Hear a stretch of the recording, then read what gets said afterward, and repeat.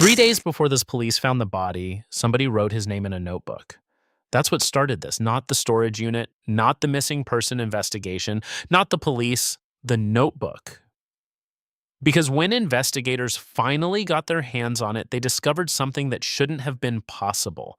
The notebook didn't just contain names, it contained dates. And next to each date was a short note. Most of the notes didn't make any sense, at least not until people started disappearing. Then they made way too much sense. The strange part is that nobody found the notebook during a police search. Nobody found it during an investigation. Nobody even knew it existed. It was sitting inside an abandoned storage unit that hadn't been opened in almost 8 years. And if my boss hadn't suffered a heart attack and retired, I probably never would have seen it. I know that sounds unrelated. Trust me, it isn't. Because after everything that happened, I learned that several people had tried to open that unit over the years. And every single time, somebody stopped them. Nobody ever explained why. The unit just stayed locked, year after year. Until one Monday morning when a new manager looked at the records and said something I'll probably remember for the rest of my life. She said, "Why hasn't anybody cleared out Unit 212? At the time, neither of us knew the answer. A week later, 2 detectives were standing inside that same unit asking me whether I had touched the notebook. Not the trunk, not the freezer, not the boxes. The notebook. And judging by the look on their faces, whatever was written inside it scared them more than anything else in that room. Anyway, before I tell you how we got there, if you're enjoying tonight's stories and don't want to miss future horror uploads from Fear Aloud files, make sure you're subscribed and have notifications turned on. We upload new disturbing stories every week. Now, at the time, I worked at a self-storage facility outside Dayton, Ohio, and until Unit 212, nothing interesting had ever happened there. At least, that's what I thought. Storage facilities are strange places when you work in one long enough. People imagine valuables, hidden cash, crime. Most of the time, it's the opposite: old furniture, boxes of clothes, Christmas decorations nobody wants to throw away, half-finished lives packed into metal rooms. You start seeing the same patterns over and over: divorces, deaths, evictions, people moving away, people starting over. Unit 212 didn't stand out at first. Actually, the weird thing was how normal it looked. The door was the same faded orange as every other unit, same lock, same hallway, same cracked concrete floor. If you walked past it, you'd never think about it twice. But when you've worked somewhere long enough, you start noticing things. And one thing I noticed was that nobody ever touched 212. Not maintenance, not management, not auction crews, nobody. The unit sat at the far end of Building C collecting dust year after year. I remember asking my boss about it maybe 6 months after I started. His name was Ray. Ray had worked there forever, the kind of guy who knew every customer by name and somehow remembered payment histories from 10 years ago. I pointed at Unit 212 on the overdue report and asked, "What's the deal with this one?" Ray didn't even look up from his desk. "Leave it." That was his entire answer. I laughed. "Leave it why?" He took a sip of coffee. "Because I said so." Conversation over. That was Ray. The strange thing is I asked him again a few months later, and his reaction was completely different. Not angry, not annoyed, uneasy. The second he realized which unit I meant, he changed the subject. Immediately. I remember that because it felt weird. Ray wasn't the type to avoid questions, yet somehow he didn't want to talk about 212. At all. Eventually, I stopped asking. Life moved on, months passed. Then Ray had a heart attack. He survived, retired. And suddenly, the person who always said, "Leave it alone," wasn't there anymore. The replacement manager arrived 2 weeks later. Her name was Denise. Everything about Denise was different. She loved paperwork, loved rules, loved fixing things. Within 3 days, she found Unit 212. I was standing beside her when it happened. She was reviewing account records in the office, scrolling through years of tenant files. Then she stopped, scrolled back, frowned, and said, "That can't be right." I walked over. "What?" She pointed at the screen. Unit 212, 8 years overdue, no payments, no auction, no closure, nothing. The account had basically been frozen in time. Denise clicked through every record, then every attachment, then every note. Finally, she leaned back. There isn't a legal hold. I shrugged. Ray always said there was. Well, there isn't. She printed the paperwork, signed the clearance authorization, and scheduled the lock cut for the following Monday. That should have been the end of it. Instead, something happened that weekend. And looking back now, I think it was the first warning. Friday afternoon. A man walked into the office. I had never seen him before. Late 60s, gray jacket, baseball cap, normal-looking guy. The kind of customer you forget 5 minutes after they leave. He stood at the counter and asked a very specific question. Not about rentals, not about prices, not about storage. His first words were, "Has anyone opened 212 yet?" The question caught me off guard. I remember staring at him, then asking, "Excuse me?" Unit 212. His eyes never left mine. "Has anybody opened it?" Something about the way he asked made me uncomfortable, not threatening, just invested. Like the answer mattered a lot more than it should. I told him no, the unit was still locked. The man seemed relieved, actually relieved. Then he nodded once, turned around, and left. That was it. No explanation, no introduction, no reason for asking. He simply walked out. I watched him cross the parking lot, climb into an old pickup truck, and drive away. The entire interaction lasted maybe 30 seconds, but it bothered me enough that I mentioned it to Denise. She shrugged. Former tenant, maybe? Maybe. But former tenants usually ask about their own unit, not somebody else's. Monday arrived, cold, overcast, one of those mornings where the sky looks like wet concrete. Denise met me outside Building C. I grabbed the bolt cutters. We walked down the hallway together. And that's when I noticed something. The lock. I stopped walking. Denise looked back. "What?" I pointed. The lock on Unit 212 looked newer than it should have. Much newer. The metal wasn't rusted. The shackle wasn't corroded. It looked maybe a year old, maybe less. Which didn't make any sense. If nobody had opened the unit in 8 years, why wasn't the lock 8 years old too? I remember staring at it, trying to convince myself I was overthinking. Maybe somebody replaced it years ago. Maybe maintenance. Maybe Ray. Maybe still. The closer I looked, the less I liked it. Because the lock didn't look old. It looked recently used. And before I could say anything else, Denise handed me the cutters and said, "Let's see what's been worth hiding for 8 years." I positioned the jaws around the shackle, applied pressure, the metal snapped, the sound echoed down the empty hallway, then everything became very quiet. For a second, neither of us moved. The broken lock hit the concrete floor, rolled once, then stopped. I grabbed the bottom handle, lifted the door, and immediately knew something was wrong, not because of what I saw, because of the smell. Storage units that sit closed for years smell a certain way. Dust, mold, old cardboard. This one didn't. This smelled like somebody had been inside recently. And as the door continued rising, revealing the darkness beyond, I saw something that made me freeze. There was dust everywhere inside the unit, except for a single path leading directly to a folding table in the center of the room. And sitting on that table was a black notebook, perfectly clean, as if somebody had placed it there yesterday. And sitting on that table was a black notebook, perfectly clean, as if somebody had placed it there yesterday. The thing is, that wasn't what bothered me most, at least not immediately. What bothered me was the dust. The entire unit was covered in it, shelves, boxes, plastic containers, the trunk in the corner, everything. Except the path. There was a clear path running from the door straight to the table, like somebody had walked back and forth so many times they wore it into the floor. I stood there staring at it. Denise saw it too. "That's weird." I nodded. That was an understatement. Because if nobody had opened the unit in 8 years, who made the path? Neither of us said it out loud. We didn't have to.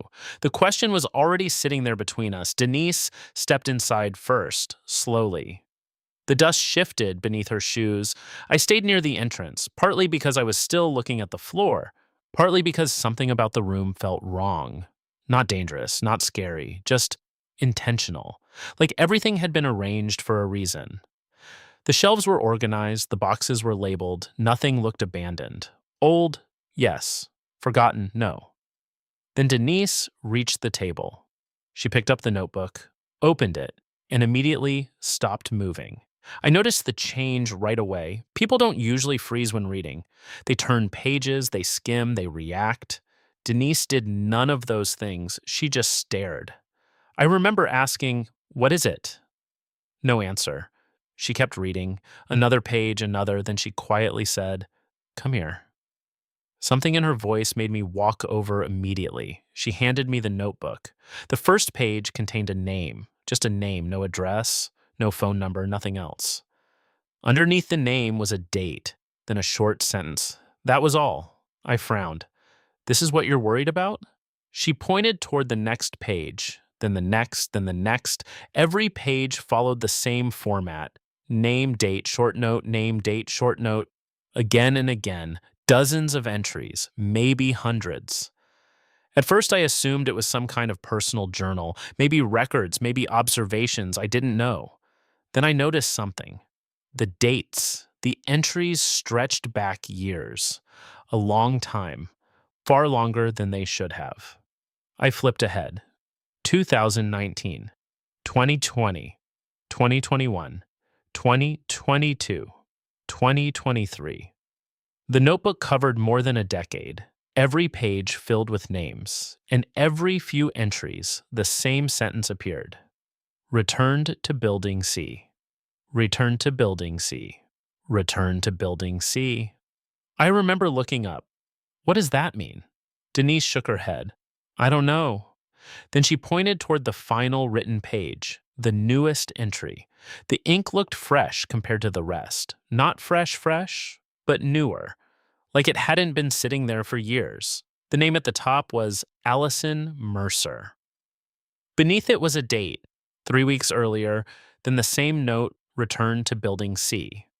For several seconds, neither of us said anything. Then Denise slowly pulled out her phone. I thought she was going to call somebody. Instead, she opened a news article. The headline filled the screen. Local woman still missing after 3 weeks. The photo beneath it showed a smiling woman in her 20s, dark hair, blue jacket. The exact same name from the notebook, Allison Mercer. My stomach tightened immediately, not because I believed the notebook predicted anything, because the coincidence was too specific. The same name, the same time frame, the same date. I looked at Denise, she looked back at me, then she quietly said, "Call the police." I wish I could tell you that was when things became strange. It wasn't. The really strange part happened while we were waiting. About 20 minutes later, 2 officers arrived, one older, one younger. Routine response, missing person lead, nothing unusual, at least at first. The older officer introduced himself, then asked where we'd found the notebook. We showed him. He put on gloves, started reading. For a while, neither officer said much. They simply turned pages, occasionally exchanging looks, occasionally writing something down. Then the younger officer suddenly stopped. Completely stopped. The older officer noticed. "What?"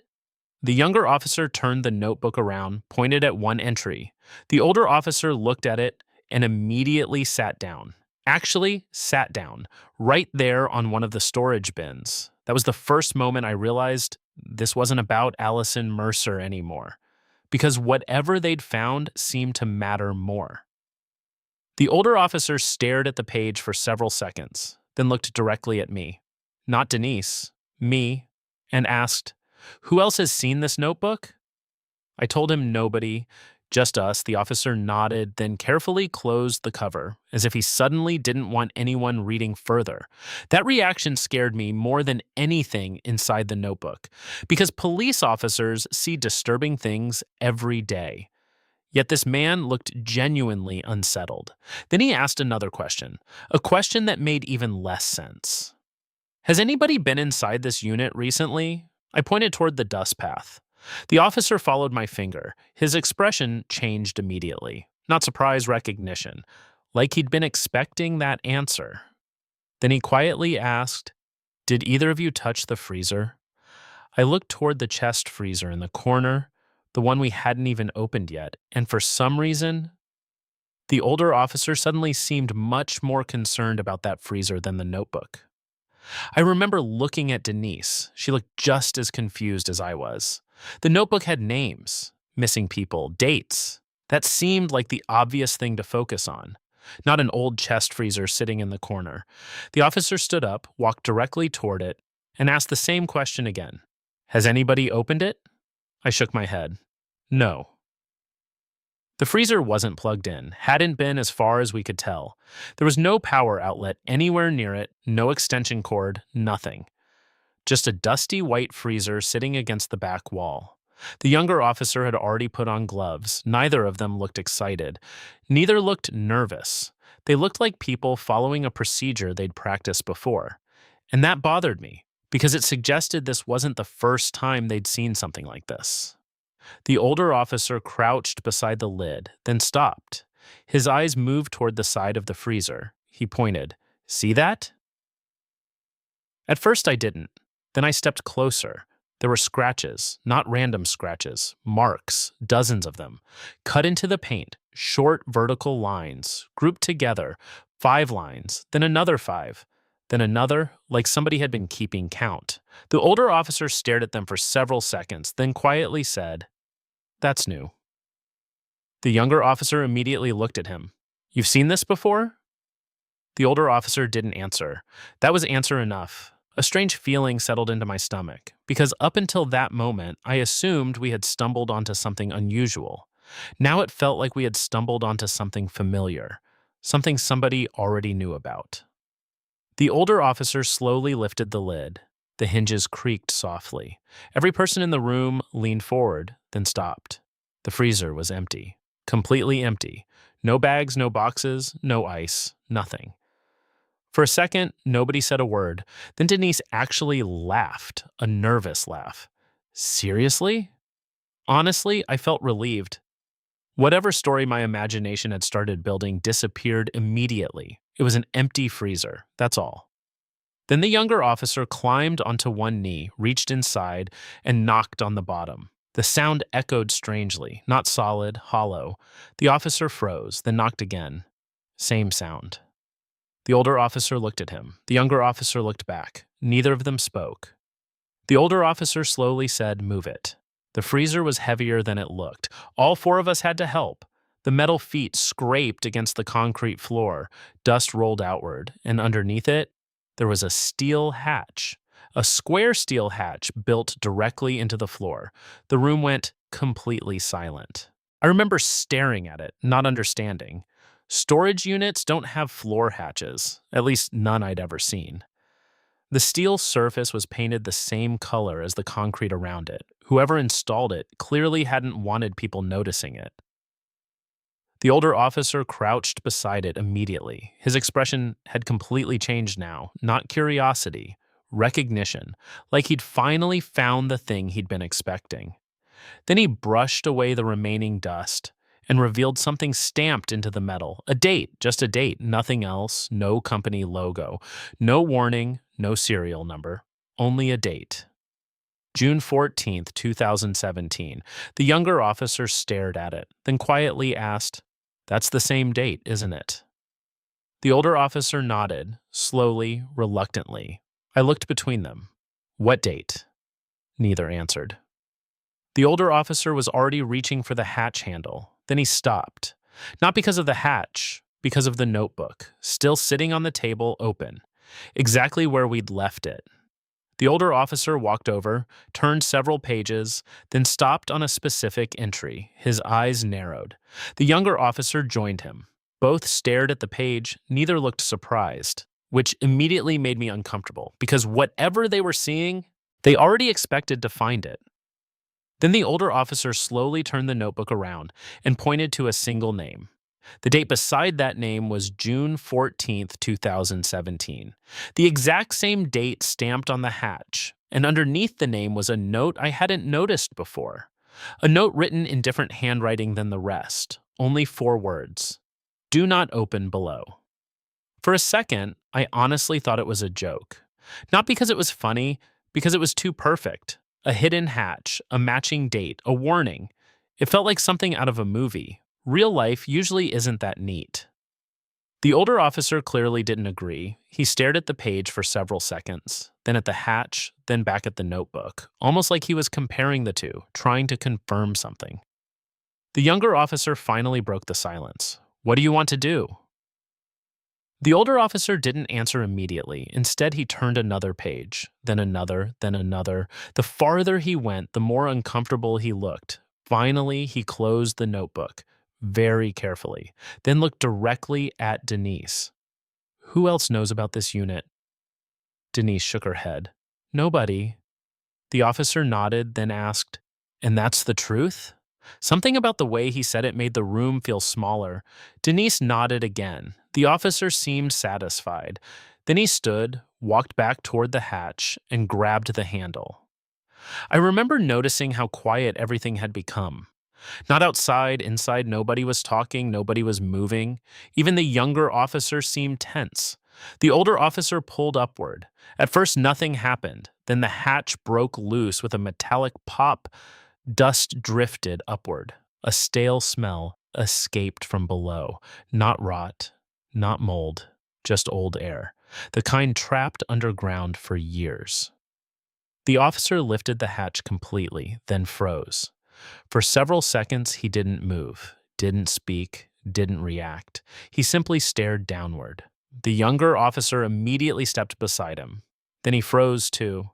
I hate moments like that, because the human brain automatically assumes the worst. If somebody sees something and reacts, you can prepare yourself. But when people stop reacting altogether, that's when your imagination starts working. Finally, I couldn't take it anymore. I stepped closer and looked down. The space beneath the hatch wasn't what I expected. It wasn't a tunnel, it wasn't a bunker, it wasn't a hidden room. It was a staircase. Concrete steps descending into darkness. The staircase looked old, much older than the storage facility. The walls were concrete, rough concrete, the kind poured decades earlier. And halfway down the stairs sat a single light bulb, still glowing. The sight made every hair on my arm stand up, because there was no power connected to the hatch, no visible wiring, no reason for a light to be on. Yet there it was, a warm yellow bulb, burning steadily. The exact same kind of yellow light people imagine when they think about basements. Nobody spoke. The older officer finally whispered, Jesus Christ. The younger officer looked at him. You know what this is? The older officer didn't answer. Instead, he slowly started walking down. That surprised everyone, including the younger officer. Wait. The older officer ignored him. Step, step, step. The light illuminated him as he descended, then he disappeared around a bend. The staircase turned sharply after about 20 feet, hiding the lower level from view. For several seconds, we heard nothing. Then his voice echoed upward, softly, almost to himself. No. A pause, then, no, no, no. The younger officer immediately followed, this time without hesitation. The two disappeared below, leaving the rest of us standing there, waiting, listening. The silence lasted maybe 30 seconds. It felt much longer. Then suddenly, the younger officer yelled, Call dispatch! Not loudly, desperately. The sound hit me like ice water. Because police officers don't sound like that often. Certainly not over an empty storage unit. Denise immediately reached for her phone. The younger officer appeared again, almost running up the stairs. His face had completely changed. Gone was the calm, professional expression he'd worn all morning. Now he looked pale. Actually, pale. Like somebody who'd just seen something they couldn't explain. I remember asking, "What is it?" He looked directly at me, opened his mouth, then stopped, as if he wasn't sure how to answer. Finally, he said, How long has this unit been locked? The question caught me off guard. 8 years. The officer stared at me, then slowly shook his head. No. His voice sounded distant, confused, almost frightened. Then he pointed down the stairs and said something that immediately made my stomach drop. Somebody's been living down there. Nobody moved, nobody spoke. Then he added, and according to what's written on the wall. His eyes drifted toward the notebook, toward the names, toward the dates, then back to me. They knew exactly who was coming next. Nobody moved. The words didn't even make sense at first, at least not to me.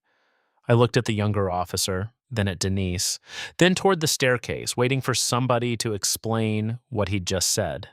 Nobody did. The younger officer rubbed both hands across his face, like somebody trying to wake himself up. Then he looked at me. Stay up here. That was the first direct order he'd given all morning. Naturally, nobody listened, especially me.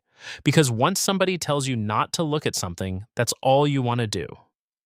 The younger officer disappeared back down the stairs. Denise was already moving toward the hatch. I followed. Neither of us spoke. The staircase felt colder now, not physically, mentally, the kind of place that feels different once you know somebody has been hiding there. Halfway down, I started noticing things. Marks on the walls, tiny scratches, numbers, dates, dozens of them. Some faded, some newer. The farther we descended, the more appeared. Years, names, short notes. Almost like somebody had been keeping records. At the bottom, the staircase opened into a concrete room. And for a second, I forgot to breathe. The space wasn't large, maybe 20 feet across, but every wall was covered, floor to ceiling, names, hundreds of names, written directly onto the concrete, black marker, blue marker, red marker, different handwriting, different dates. Some names had lines drawn through them. Others had circles around them. Others had arrows pointing toward additional notes. The room looked less like a living space and more like somebody's obsession. The older officer stood near the far wall, completely still, staring at one specific section. The younger officer was talking into his radio, requesting detectives, crime scene personnel, anybody available. The urgency in his voice immediately made me uneasy. Then I noticed something else. A desk, simple folding table, chair, lamp, notebook stacks, maps, files. The room had clearly been occupied, recently. A coffee mug sat beside the lamp, still containing liquid, not fresh, not old, just recent enough to remind you somebody had been there, maybe very recently. Then my eyes found the wall the older officer was staring at, and suddenly I understood why.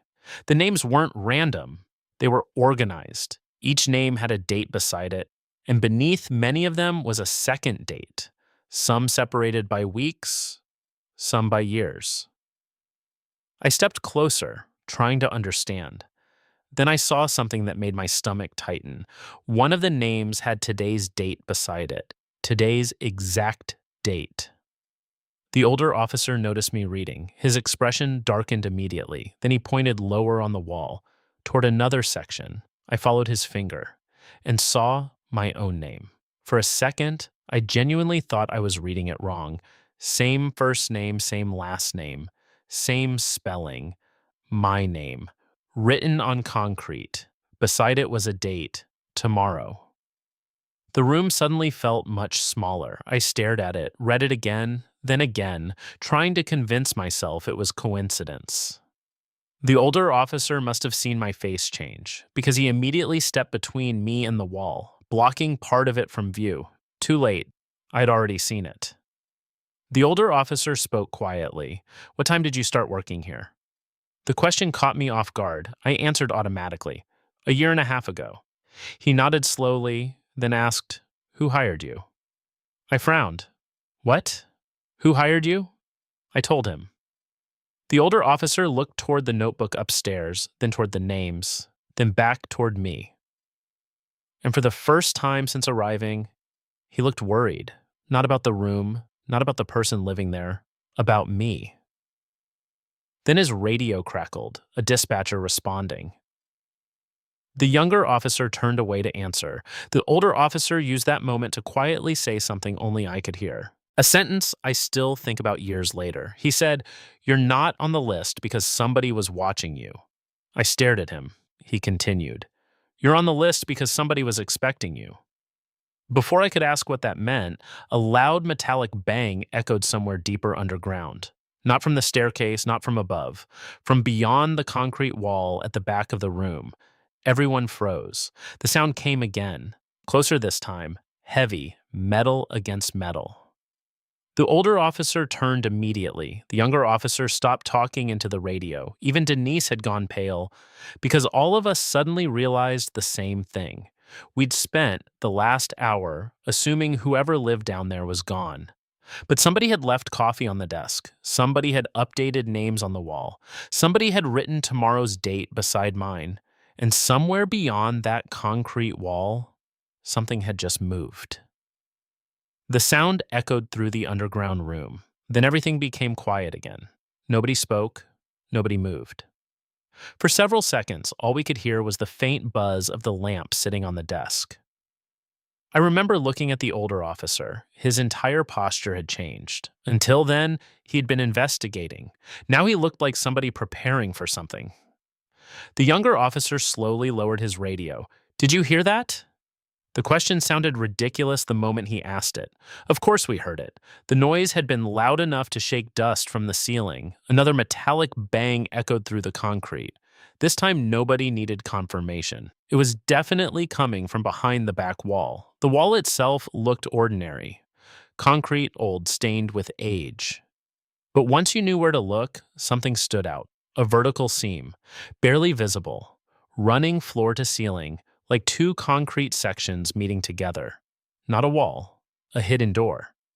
The older officer saw it at the same time I did. His eyes locked onto the seam immediately. Then he quietly said, "That's not supposed to be here." The statement made no sense. The younger officer looked at him. "You've seen this before?" The older officer didn't answer. Again. That was becoming a pattern. Every time the conversation got too close to something important, he stopped talking. Another bang echoed from the other side, followed by a scraping sound. Long, slow. Metal dragging across concrete. My stomach tightened. Because it didn't sound accidental. It sounded deliberate, like somebody moving something heavy. The younger officer stepped toward the hidden door, then stopped. Something had caught his attention. There was writing on the concrete, small writing, near the seam, almost hidden beneath years of other notes. He brushed dust away, then leaned closer. For a moment, he simply stared. Then he said, "You need to see this." We moved toward him. The writing wasn't part of the names. It wasn't part of the dates. It looked different, rushed, uneven. Like somebody had written it quickly. The message read, "If you hear movement, it's too late." Nobody spoke. The room suddenly felt colder. The older officer looked away immediately, like he didn't want to read it twice. Then another sound came from beyond the wall. Not a bang, not scraping. A voice, very faint, so faint I thought I imagined it. The younger officer heard it too. I knew because his face changed instantly. The voice came again, still distant, still muffled by concrete, just a few words, impossible to make out clearly, but definitely a voice, human. The room fell completely silent, everybody listening, waiting. The voice came a third time, longer now, still too muffled to understand. Then suddenly, the older officer went pale, actually pale, like he'd seen a ghost. I noticed it immediately, so did the younger officer. "What's wrong?" The older officer didn't answer. He kept staring at the wall, listening. The voice came again, and this time I understood why he looked terrified, because I finally made out the words, not all of them, just one sentence. One sentence repeated over and over, the same sentence, again and again and again. The voice behind the wall was saying, "He's not supposed to be here." Nobody moved. The younger officer slowly turned toward me. then toward the wall, then back toward me again. And suddenly I realized something horrifying. The voice wasn't talking about the officers. It wasn't talking about Denise. It wasn't talking about whoever had lived in this room. The voice was talking about me. Then the hidden door moved, only an inch, but enough. Enough for everyone to see it. Enough for everyone to realize there really was a room on the other side. And enough for a thin strip of yellow light to appear through the opening. The exact same warm yellow light I'd seen reflected in the notebook's glossy cover earlier that morning. And from somewhere beyond that narrow gap, a calm male voice quietly said, "You're early." I almost ignored it the first time. Honestly, if it had only happened once, I probably would have forgotten about it completely. The problem was that it kept happening. Every night, same sensor, same location, same exact time. 2:17 a.m. Not 2:15, not 2:20, exactly 2:17. At first, I figured the sensor was broken. The facility was old enough that half the equipment should have been replaced years ago anyway, so I cleared the alerts and moved on. But after a few weeks, I started noticing something that bothered me. The sensor never triggered during the day, never triggered at random, never triggered anywhere else. Just one hallway, one sensor, one time every single night. Eventually, I pulled up the camera feed to see what kept setting it off. And that's where things started getting weird, because every time the alert appeared, the hallway looked completely empty. At least, that's what I thought. Then one night, the camera glitched for maybe half a second. Most people probably wouldn't have noticed it. I almost didn't. But during that brief flicker, I saw something at the end of the hallway that hadn't been there before.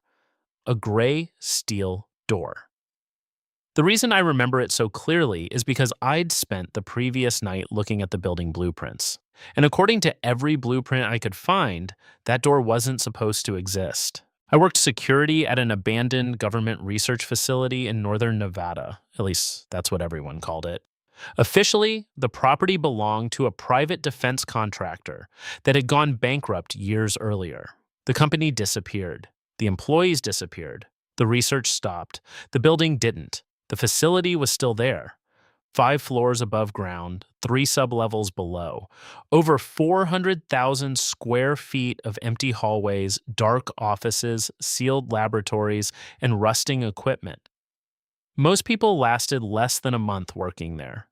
Not because the place was haunted, not because they saw ghosts, because the silence got to them.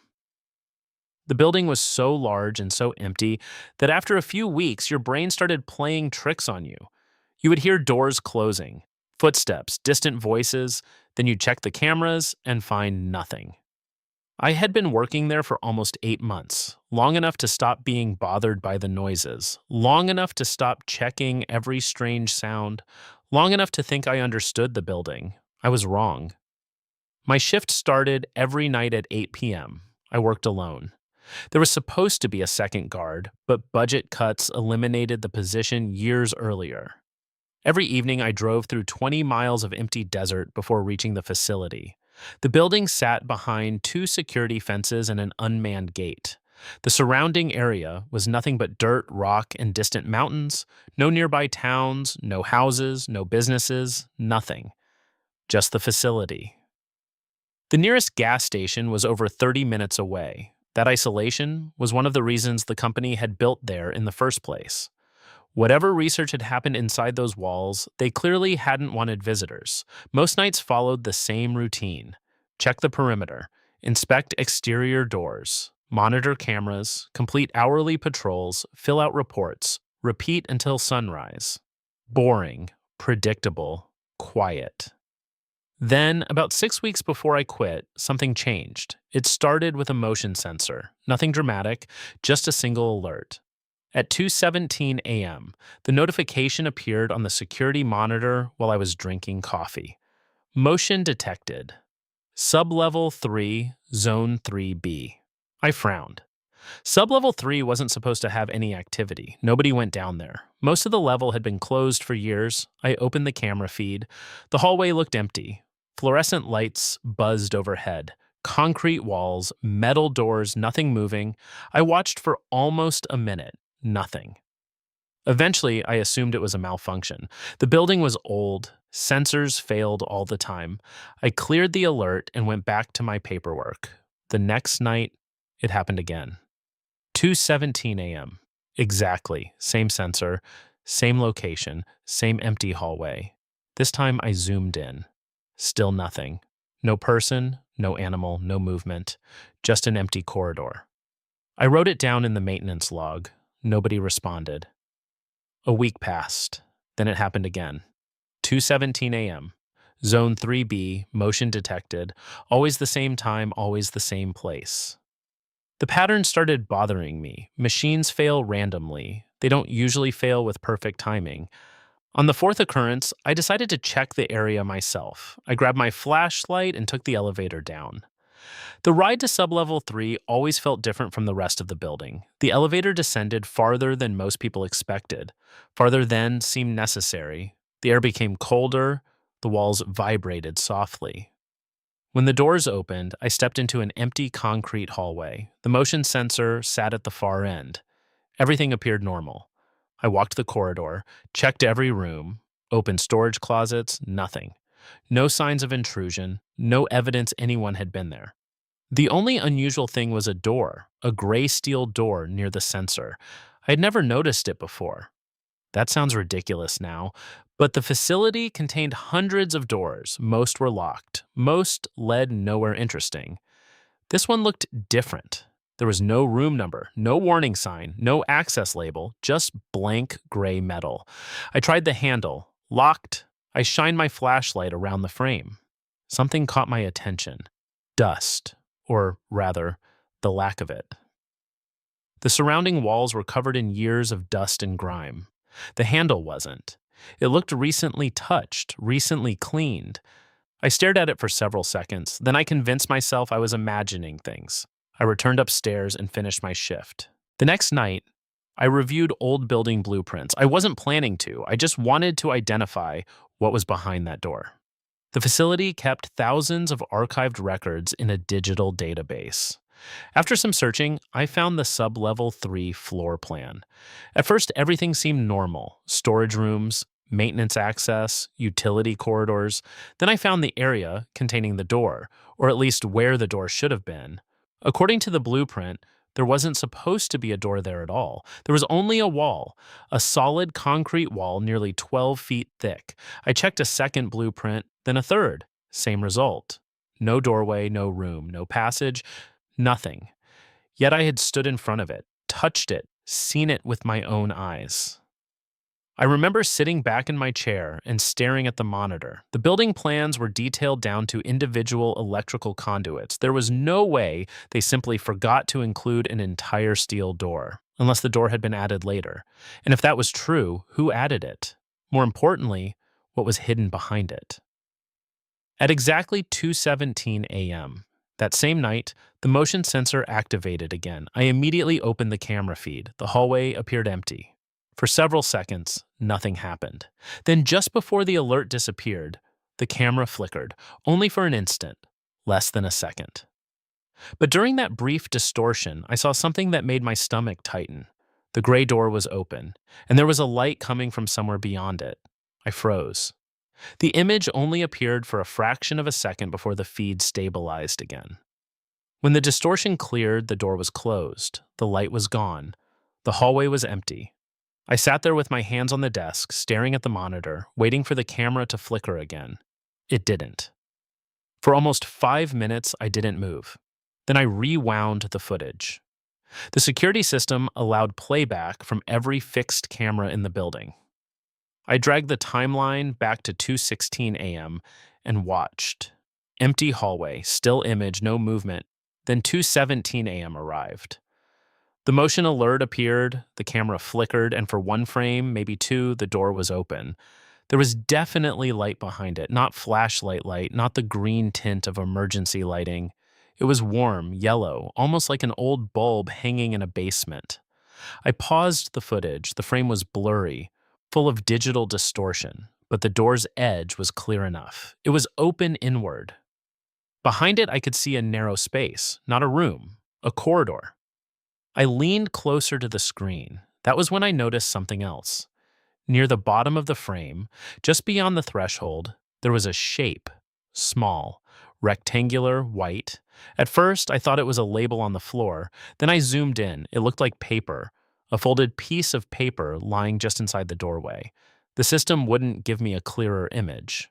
I saved the clip to a local drive and emailed it to maintenance with the subject line, "Unauthorized access possible, sub-level 3."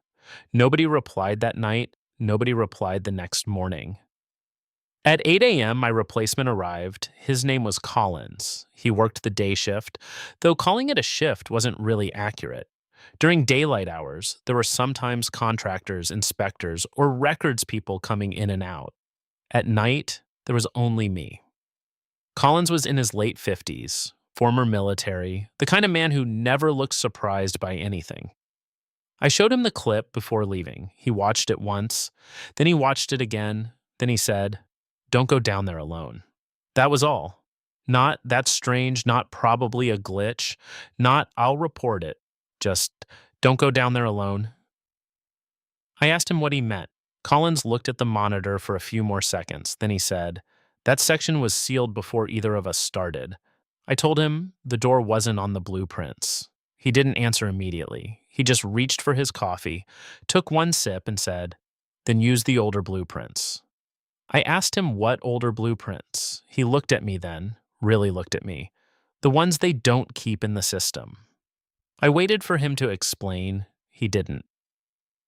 He logged into the day shift account and started checking the morning access schedule like the conversation was over. I drove home feeling like I had been given half an answer on purpose. I slept badly that day. Every time I closed my eyes, I saw that door open, that warm light behind it, that folded paper on the floor.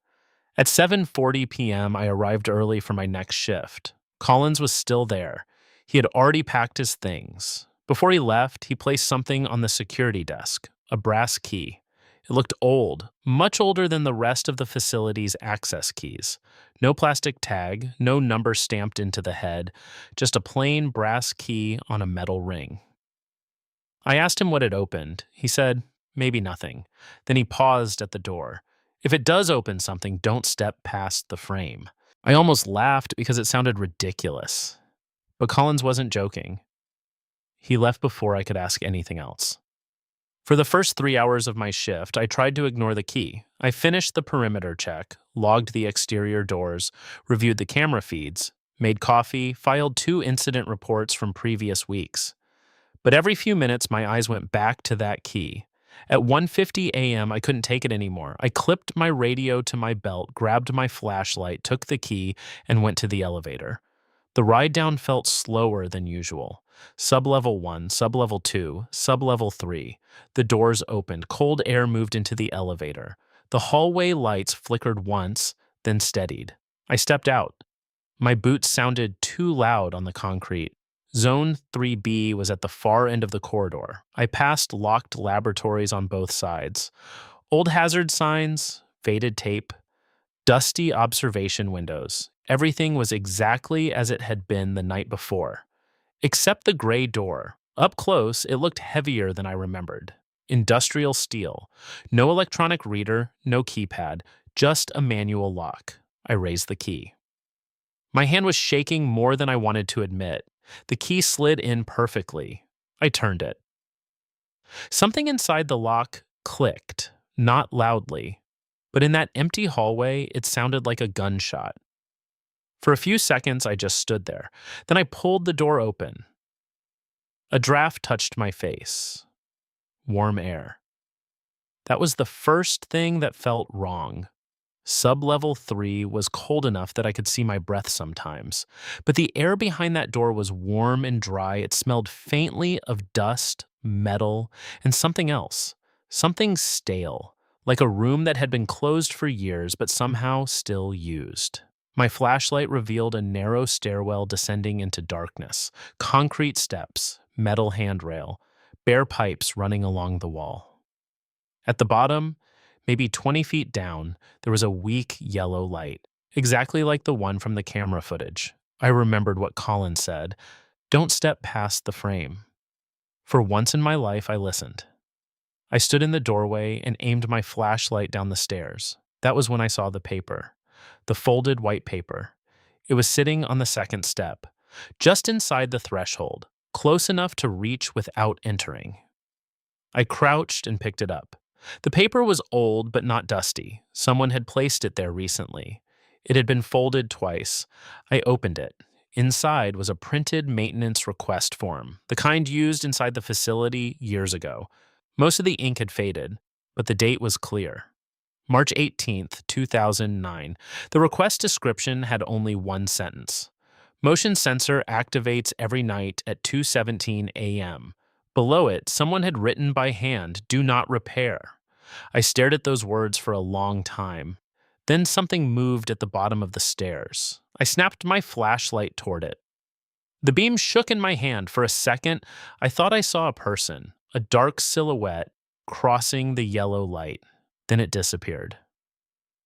The lower level became still again. I listened. Nothing. No footsteps, no doors, no voices, just the distant hum of electricity somewhere below. I stood frozen in the doorway. Every instinct told me to close the door and return to the security office. Instead, I stayed. Partly because I wanted answers, partly because I didn't want to spend the rest of my life wondering what was down there. I radioed the control room out of habit. Of course, nobody answered. There was nobody else on site. The radio crackled with static, then silence. I looked down at the maintenance form again. March 18th, 2009. Do not repair, not unable to repair. Not repair scheduled, do not repair. That meant somebody wanted the sensor to keep activating, which raised another question. Why? I folded the paper and slipped it into my pocket. Then I aimed my flashlight down the stairwell once more.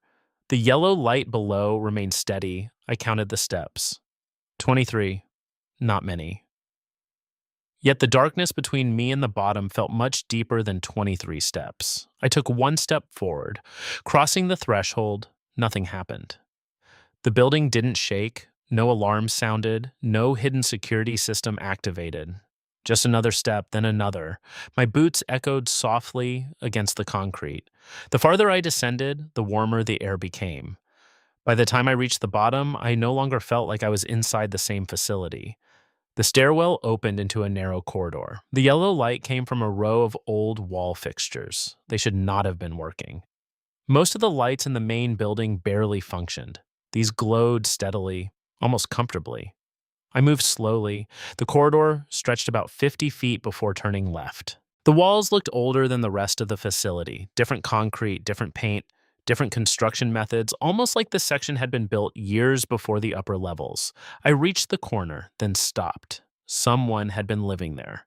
The evidence was impossible to miss. A folding chair sat against the wall.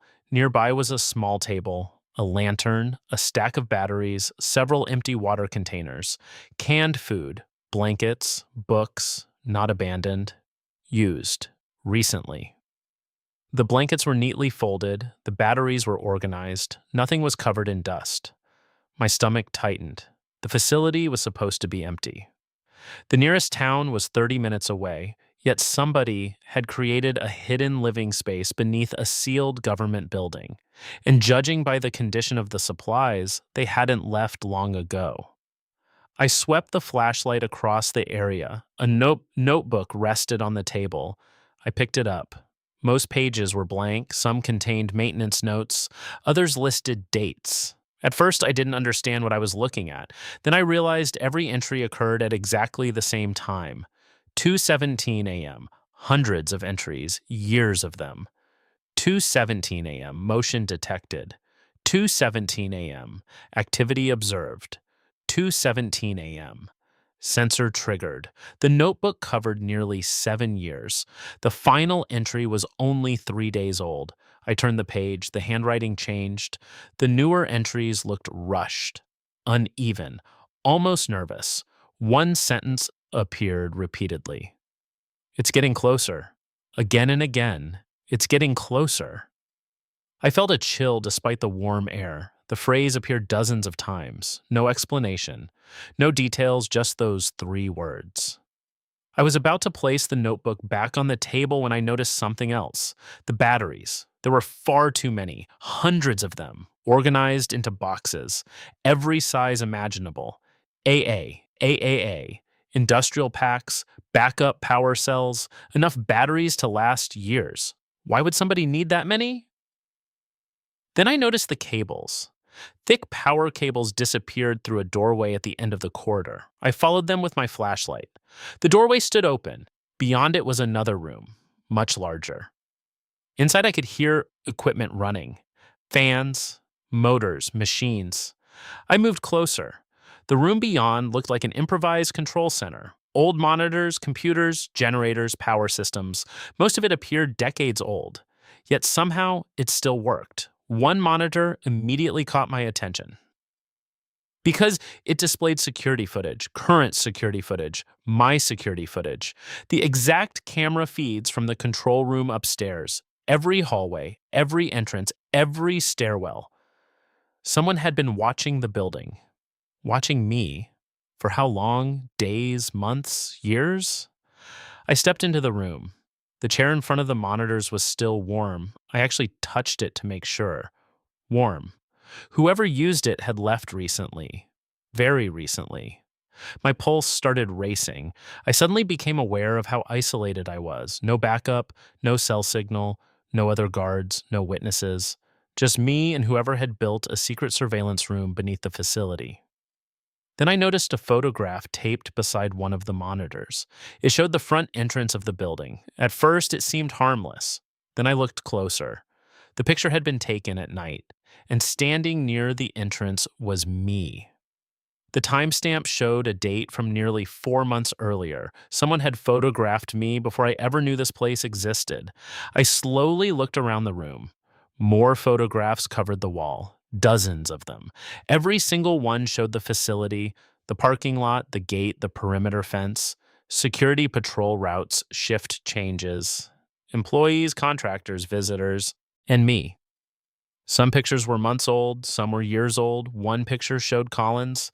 Another showed a contractor who hadn't worked there for months. Whoever lived down here hadn't been hiding from the facility. They had been documenting it, studying it, tracking everyone who entered. Then I saw the newest photograph. It had been printed only hours earlier. The image showed me standing in front of the gray door, holding the brass key. Someone had taken that picture tonight, and beneath it, written in black marker, were 6 words. You weren't supposed to come down here. I heard a metal door slam somewhere deeper in the level. The sound echoed through the concrete corridors. Not close, but not far enough. Every muscle in my body locked up. For several seconds, I simply stood there staring at the wall of photographs. My photograph. Tonight's photograph. Somebody had been watching me the entire time. Not years ago, not months ago, tonight. Very recently. I slowly turned toward the darkness beyond the control room. The sound had come from somewhere deeper inside the hidden level. A place I still hadn't explored. A place where somebody might still be standing, listening, watching, waiting. The smart decision would have been leaving immediately. Return upstairs, lock the door, call the police, call corporate, call anybody. Instead, I found myself staring at the monitor feeds because something on one screen caught my attention, the main lobby camera. The timestamp was live, 2:24 a.m. The image showed the empty entrance hall. Then the screen changed. Not flickered, changed. One camera feed disappeared and another replaced it. The new camera showed a section of the facility I had never seen before. A long corridor lined with numbered steel doors. No location label, no camera identifier, nothing. Just a hallway. The image remained for about 3 seconds, then switched back to the lobby. I checked the keyboard attached to the surveillance system. The monitor cycling wasn't automatic. Somebody had manually selected that feed, recently, possibly seconds before I entered the room. I sat down in the still warm chair. The system looked ancient but functional. Most of the cameras matched the facility upstairs, others didn't. There were dozens of unlabeled feeds, some active, some dark, some displaying static. I clicked through them. Corridor, storage room, generator room, another corridor, then a room filled with filing cabinets, then another hallway. Every feed appeared to belong to areas that didn't officially exist, areas absent from the blueprints. My heartbeat accelerated. This wasn't just a hidden living space. This was an entire hidden section of the facility, a level beneath sublevel 3. A level nobody had ever mentioned. I opened a nearby drawer. Inside were binders, hundreds of pages, maintenance reports, equipment inspections, security logs, most dated between 2003 and 2011. The signatures repeated throughout the records. One name appeared more than any other: Thomas Reed. I didn't recognize it. Yet, according to the documents, Thomas Reed had apparently worked down here for years. The final maintenance report bearing his signature was dated August 2011. After that, the record stopped. No explanation, no termination paperwork, no closure documents, nothing. Just silence. I was reading one of the reports when I noticed something else. A mug sitting beside the monitor. Coffee. Still warm, not hot, but warm enough that steam had probably disappeared only minutes earlier. Whoever lived here had been sitting in this room shortly before I arrived. That realization hit me harder than anything else. The photographs were disturbing. The surveillance system was disturbing. But the warm coffee made it real. The occupant wasn't some mystery from the past. He was here, tonight, maybe only a few rooms away. A sudden burst of static erupted from a speaker overhead. I nearly jumped out of the chair. The speaker crackled again, then a voice emerged. Old, tired, male. "You're not Collins?" The room went silent. I stared upward. The voice had sounded completely calm. Not angry, not surprised, almost disappointed. Then the speaker activated again. "You shouldn't have come down here." I swallowed hard. For a moment, I considered responding. Instead, I remained silent. The speaker crackled once more. "I watched you for 6 months." The voice paused. "You were smarter than the others." Others. That word immediately got my attention. Others, not singular, plural. The man continued. "Most guards never notice the sensor." A long pause followed, then Collins knew better. The speaker went dead. The silence afterward felt worse. I stepped away from the desk. The hidden occupant clearly knew where I was, probably because he controlled the cameras, maybe because he was watching me right now. I grabbed the notebook, several photographs, and one of the maintenance binders. Evidence. If I left immediately, at least I wouldn't leave empty-handed. Then I heard footsteps, not through a speaker, not through a monitor, real footsteps. Concrete floor. Slow, measured, coming from the corridor outside. I killed my flashlight instinctively. Darkness swallowed the room. The only illumination came from the monitor glow. The footsteps continued, closer. One step, then another, then another. Whoever was approaching wasn't running. He wasn't trying to catch me. He was walking casually, like he knew exactly where I was. I crouched beside the equipment racks. The footsteps stopped just outside the doorway. For what felt like an eternity, nothing happened. Then a flashlight beam swept across the room. A real flashlight. Its white light moved slowly across the monitors, across the desk, across the chair, across the floor. I held my breath. The beam paused exactly where I had been standing moments earlier, then continued moving. The man spoke. Not through a speaker this time, directly from the hallway. "You found the photographs." His voice matched the one from the intercom. Older, calm, controlled, no panic whatsoever. I stayed silent. The flashlight beam disappeared. For several seconds, I thought he had left. Then he spoke again. "Did Collins finally give you the key?" My stomach dropped. Collins knew. Not everything, but enough. Enough to have a key. Enough to know the hidden level existed. Enough to warn me. The man sighed. The sound carried through the doorway. He wasn't supposed to do that. Then something unexpected happened.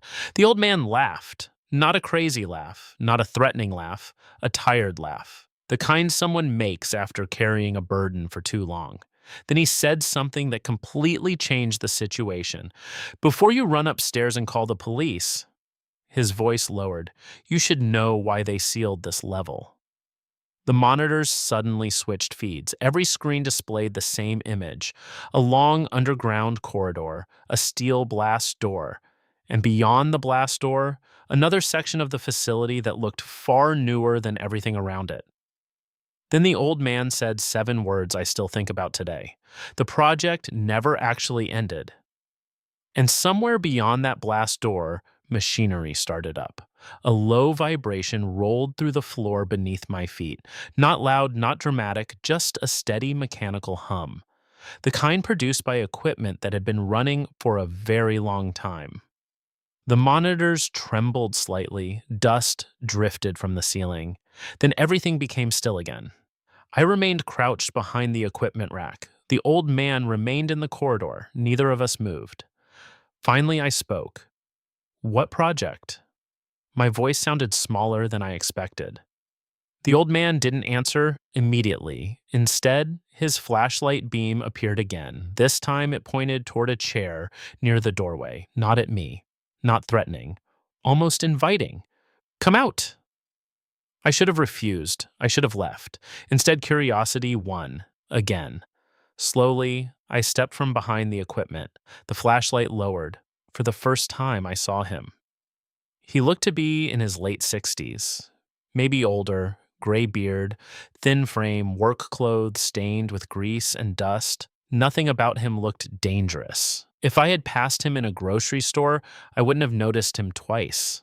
Yet this man had apparently been living beneath an abandoned government facility for years, maybe decades. He studied me quietly, then nodded. "You look exactly like your file photo." That didn't make me feel any better. "Who are you?" I asked. "Thomas Reed." The name from the maintenance reports, the notebooks, the signatures. He sat down heavily in the chair, like someone exhausted from carrying a secret. "I was chief maintenance supervisor." I waited. He continued. "When the facility officially shut down, most people left." "Most?" Thomas nodded. "Not everyone." His eyes drifted toward the monitors. "The government contractors abandoned the project publicly." Publicly? They told people it was closed. He smiled bitterly. "It wasn't." I felt my pulse quicken again. The hidden corridor, the blast door, the active machinery, the surveillance system. Suddenly, it all seemed connected. Thomas leaned forward. "You know what the biggest mistake people make about secret projects?" I shook my head. "They think somebody keeps funding them." He pointed downward. "Most don't need funding." I frowned. "What does that mean?" "It means once a machine is built, it can keep running." He looked genuinely disturbed, especially when nobody remembers how to shut it off. The room became very quiet. I wasn't sure if he was being literal or paranoid or both. Thomas reached into his pocket. He removed an old identification badge. The photo was faded, the plastic was cracked, yet the facility logo remained visible. So did his name. Thomas Reed, employee since 1989. My stomach tightened. 1989. That was nearly 40 years ago. "How long have you been down here?" He didn't answer. Instead, he asked me a question. "Do you know why the sensor activates at 2:17 every night?" I shook my head. Thomas stared toward the hidden corridor. For a moment, he looked genuinely frightened. Then he said, "Because that's when it passes." A chill ran through me. "What passes?" Thomas didn't answer immediately. Instead, he stood. "Come with me." Every warning signal in my brain screamed no. But after everything I had already seen, turning back felt impossible. Thomas grabbed a lantern. I grabbed my flashlight. Together we left the control room. We walked deeper into the hidden level. The corridor stretched farther than I expected. Several minutes passed. The air grew warmer. The hum of machinery became louder. Eventually we reached the blast door displayed on the monitors. Up close, it was enormous. At least 15 feet tall, military-grade steel, paint peeling from the surface. The warning signs had been removed years ago. Only faded outlines remained. Thomas placed his hand against the door, almost affectionately. I've spent 20 years making sure nobody opened this. 20 years? Not 2, not 5, 20? I looked at him. If it's that dangerous, why stay? He gave me an answer I'll never forget. Because somebody has to know when it stops. The blast door contained a small observation window, thick reinforced glass. Thomas motioned for me to look. Reluctantly, I stepped closer. Beyond the glass was another chamber. The room was massive, far larger than anything I expected. Rows of equipment stretched into darkness: pipes, generators, control systems, industrial machinery. Most surprisingly, everything was operating. Lights glowed, indicators blinked, cooling fans spun. The entire system remained alive. After all these years, I stared in disbelief. Who maintains this? Thomas smiled sadly. I do. The answer sounded impossible. One man couldn't maintain an entire underground complex. Yet, apparently he had, for decades. Then something caught my attention. Near the far side of the chamber stood a digital display. Large red numbers, bright enough to be visible through the glass. The numbers were counting downward, slowly, steadily, like a timer. I pointed at it. What is that? Thomas looked at the display. His expression changed instantly. For the first time all night, he seemed afraid. Not nervous, not concerned, afraid. That's why I stayed. The countdown continued. Neither of us spoke. Finally, I asked the obvious question. What happens when it reaches 0? Thomas didn't answer. Instead, he reached into his pocket and handed me another folded piece of paper. The document looked newer than everything else, only a few months old. Across the top was a classification stamp. Below it were 6 words. Project Sentinel, termination date confirmed. My eyes moved lower, then my blood ran cold. The termination date listed on the document wasn't years away. It wasn't months away. It wasn't even next week. It was tomorrow, and the countdown behind the glass had less than 18 hours remaining. For several seconds, I couldn't process what I was seeing. The red numbers continued decreasing, second by second, minute by minute, unbothered by my confusion, unbothered by the fact that an abandoned facility supposedly forgotten by the world was still running some kind of underground project. A project scheduled to end tomorrow. I looked back at Thomas. What happens when it reaches 0? This time he answered, I don't know. That wasn't the response I expected. You've been here 20 years and you don't know? Thomas nodded. I know what the project was designed to do. He stared through the observation window. I know why they built it. His voice became quieter. But nobody ever told me how it ends. The machinery beyond the glass continued humming. The sound suddenly felt much heavier, much more threatening. I unfolded the termination document again. The first page contained almost nothing useful. Project name, reference numbers, authorization codes, signatures. Most sections had been blacked out, but near the bottom, one paragraph remained visible. I read it twice. Then a third time, the wording was strangely simple. Project Sentinel will continue autonomous operation until termination conditions are met. Upon termination, all remaining protocols will execute automatically. That was it. No explanation, no description, no indication of what those protocols actually were. I lowered the paper. Why didn't you leave? Thomas laughed softly, not because anything was funny, because he was tired. I tried. The answer caught me off guard. What? I tried leaving.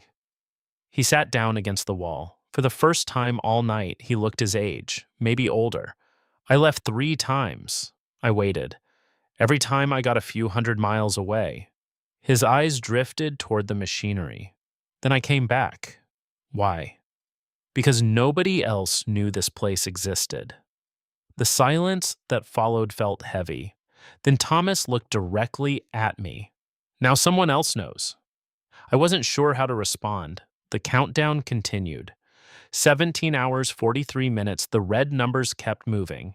Eventually, I asked the question that had been bothering me since I found the surveillance room. Why were you watching me? Thomas actually smiled because I was looking for a replacement. That answer somehow felt worse than everything else. I never agreed to that. No, he nodded. You didn't. Another uncomfortable silence followed, then he stood. Come on. We returned to the surveillance room. The walk back felt different, less mysterious, more sad. The hidden level no longer felt like the setting of some horror story. It felt like the home of a man who had sacrificed decades of his life to guard something nobody else remembered. Back inside the control room, Thomas opened a filing cabinet. The cabinet contained dozens of employee records, maintenance logs, inspection reports, personnel files, most dated back decades. Then he handed me a photograph. The picture showed a group of employees standing outside the facility. The date printed on the back read September 1998. Nearly everyone in the photo was smiling, young, normal, ordinary. Thomas pointed toward one man, project director, then another, lead engineer, then another, systems architect. One by one, he named them, every person involved with Project Sentinel. Then he pointed toward himself, the youngest version of Thomas Reed, back when his beard was dark, back when he still looked hopeful. They all left. His voice remained calm. I stayed. I looked at the countdown monitor. 17 hours, 29 minutes. Then something occurred to me. What if nothing happens? Thomas considered that. Maybe. What if the timer reaches 0 and the system just shuts down? His expression became strangely distant. Then I've wasted 20 years.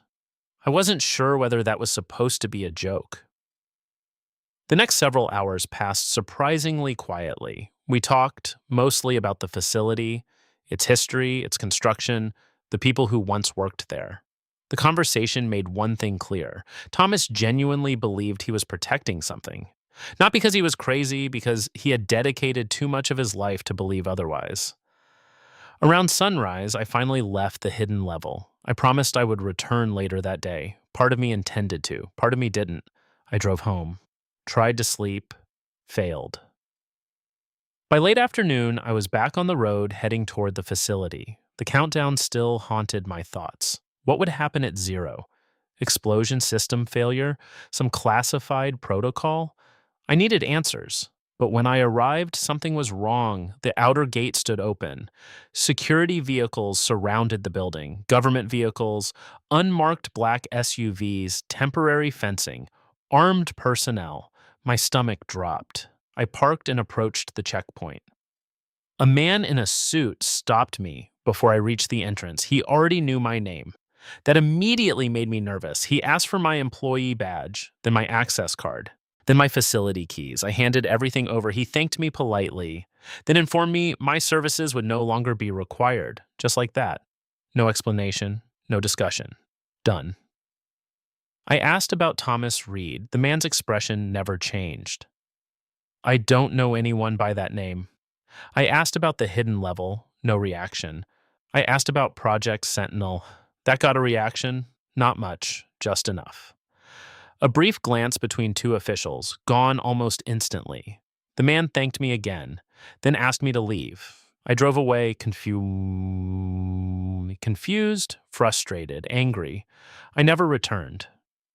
A month later, the facility disappeared from satellite imagery. The roads leading to it were blocked. Public records became difficult to find, eventually impossible. As for Thomas, I never saw him again. But that's not the strangest part. About 6 months after everything happened, a package arrived at my apartment. No return address, no shipping information.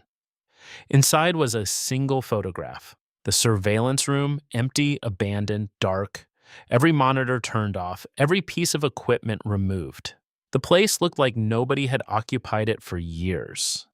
On the back of the photograph was a handwritten note, only one sentence. The same sentence that had appeared throughout Thomas's notebook. It's getting closer. I've spent years trying to understand what that meant. Maybe Thomas was paranoid. Maybe Project Sentinel was nothing more than an obsolete system everyone forgot about. Maybe the countdown reached 0 and absolutely nothing happened. That's the explanation I tell myself. It's the explanation that helps me sleep. But every year on March 18th at exactly 2:17 a.m., I wake up. No alarm, no phone notification, no reason. I simply wake up. And for a few seconds before logic catches up with me, I have the overwhelming feeling that somewhere beneath the desert, something is still running.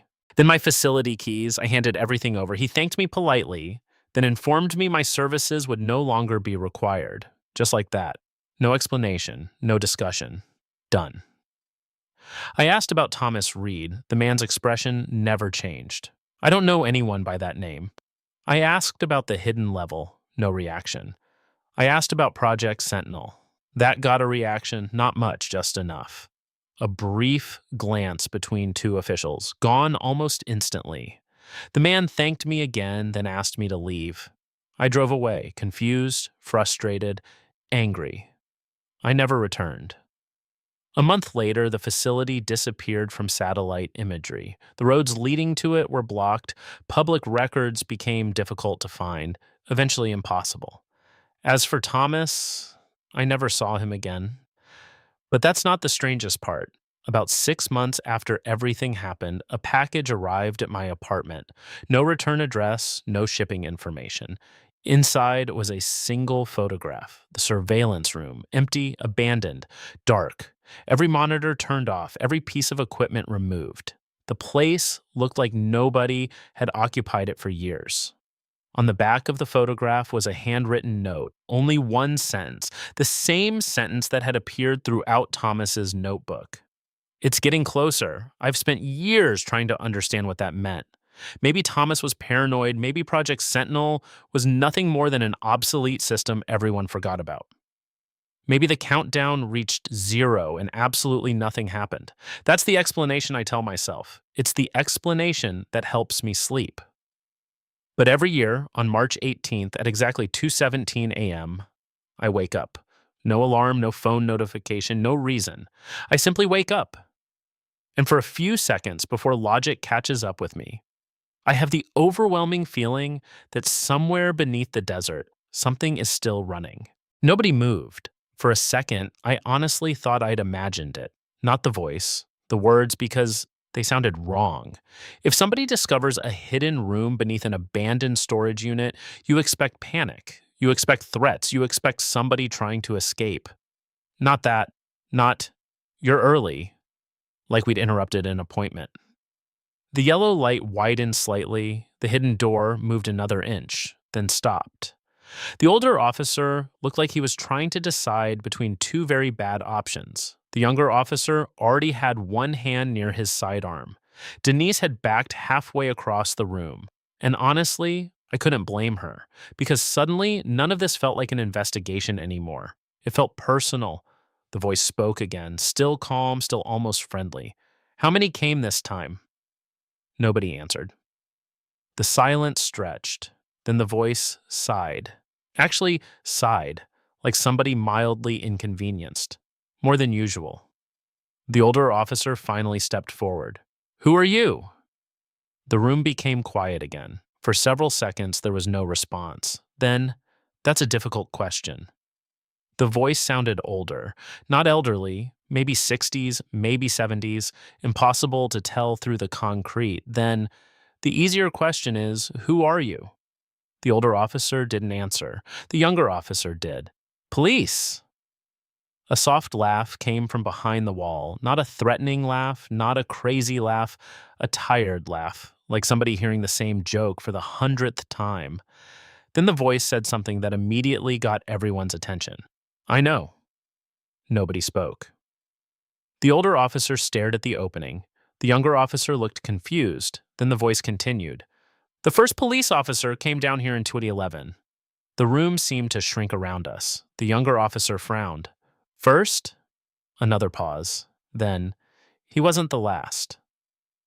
I saw the older officer's jaw tighten. Whatever this was, he understood more than he was saying. The voice continued. "You're not why I'm surprised." The yellow light flickered slightly. Then, "He's why." The silence that followed felt enormous, because everyone in the room knew exactly who the voice meant. Me. The older officer slowly turned his head toward me. The younger officer did the same. Even Denise looked over. The voice behind the wall laughed softly, then said, "I wondered how long it would take." My pulse was pounding now. I took a step forward before anyone could stop me. "Who are you?" The voice became quiet, almost thoughtful, then it answered, "That's not the important question." I hated that answer immediately. The voice continued, "The important question is why your name appeared 6 years ago." The room went completely silent. Not a single person moved. Because my name hadn't been on that wall for 6 years. I'd only worked there for a year and a half. The older officer looked genuinely alarmed now. Not uncomfortable, alarmed. Then the voice spoke again. And this time every word felt deliberate, careful, measured. "I've been waiting for you since June of 2018. My stomach dropped. June 2019, 5 years before I ever stepped foot inside that storage facility. 5 years before I met Denise. 5 years before Ray retired. 5 years before Unit 212 was opened. The younger officer looked at me, then at the wall, then back at me again, trying to process it. The voice continued. "At first, I thought the notebook was wrong." Another pause. I was relieved. The yellow light flickered then, "But the notebook is never wrong." Nobody liked the sound of that, especially me. Then something occurred to me, a simple question, the most obvious question. I took another step closer. "What's in the notebook?" For the first time since we'd heard the voice, there was hesitation, a long hesitation, then a single answer. The answer came quietly, almost regretfully. "A record." A record of what? The voice didn't respond immediately. Instead, somewhere beyond the hidden door, I heard paper being moved, pages turning, files shifting, like somebody searching for something. Then finally, a record of people who arrive where they shouldn't. The older officer closed his eyes, just for a second, and that terrified me, because it wasn't the reaction of somebody hearing nonsense. It was the reaction of somebody hearing confirmation. Then the voice said something that made the entire room freeze, something so specific that nobody could dismiss it, nobody could explain it, nobody could rationalize it away. The voice said, "Ask the officer about Building 7. The older officer's face immediately lost all color, and for the first time since this started, he looked afraid. Not of the room, not of the notebook, not of the hidden door. Afraid of what might be said next. The room went completely silent. Nobody spoke, nobody moved. Even the voice behind the hidden door stopped talking, waiting. The older officer stared at the narrow strip of yellow light. For several seconds, I honestly thought he was going to leave. Not answer, not explain, just walk away. Then he quietly said, "How do you know about Building 7? The moment those words left his mouth, the atmosphere changed. Because up until then, part of me still believed there had to be a reasonable explanation. Some kind of elaborate prank, a stalker, a mentally unstable person, something. But the older officer's reaction destroyed that. Because he wasn't asking if Building 7 existed. He wasn't asking what Building 7 was. He was asking how the voice knew about it. The voice behind the wall laughed softly, then said, "I was there."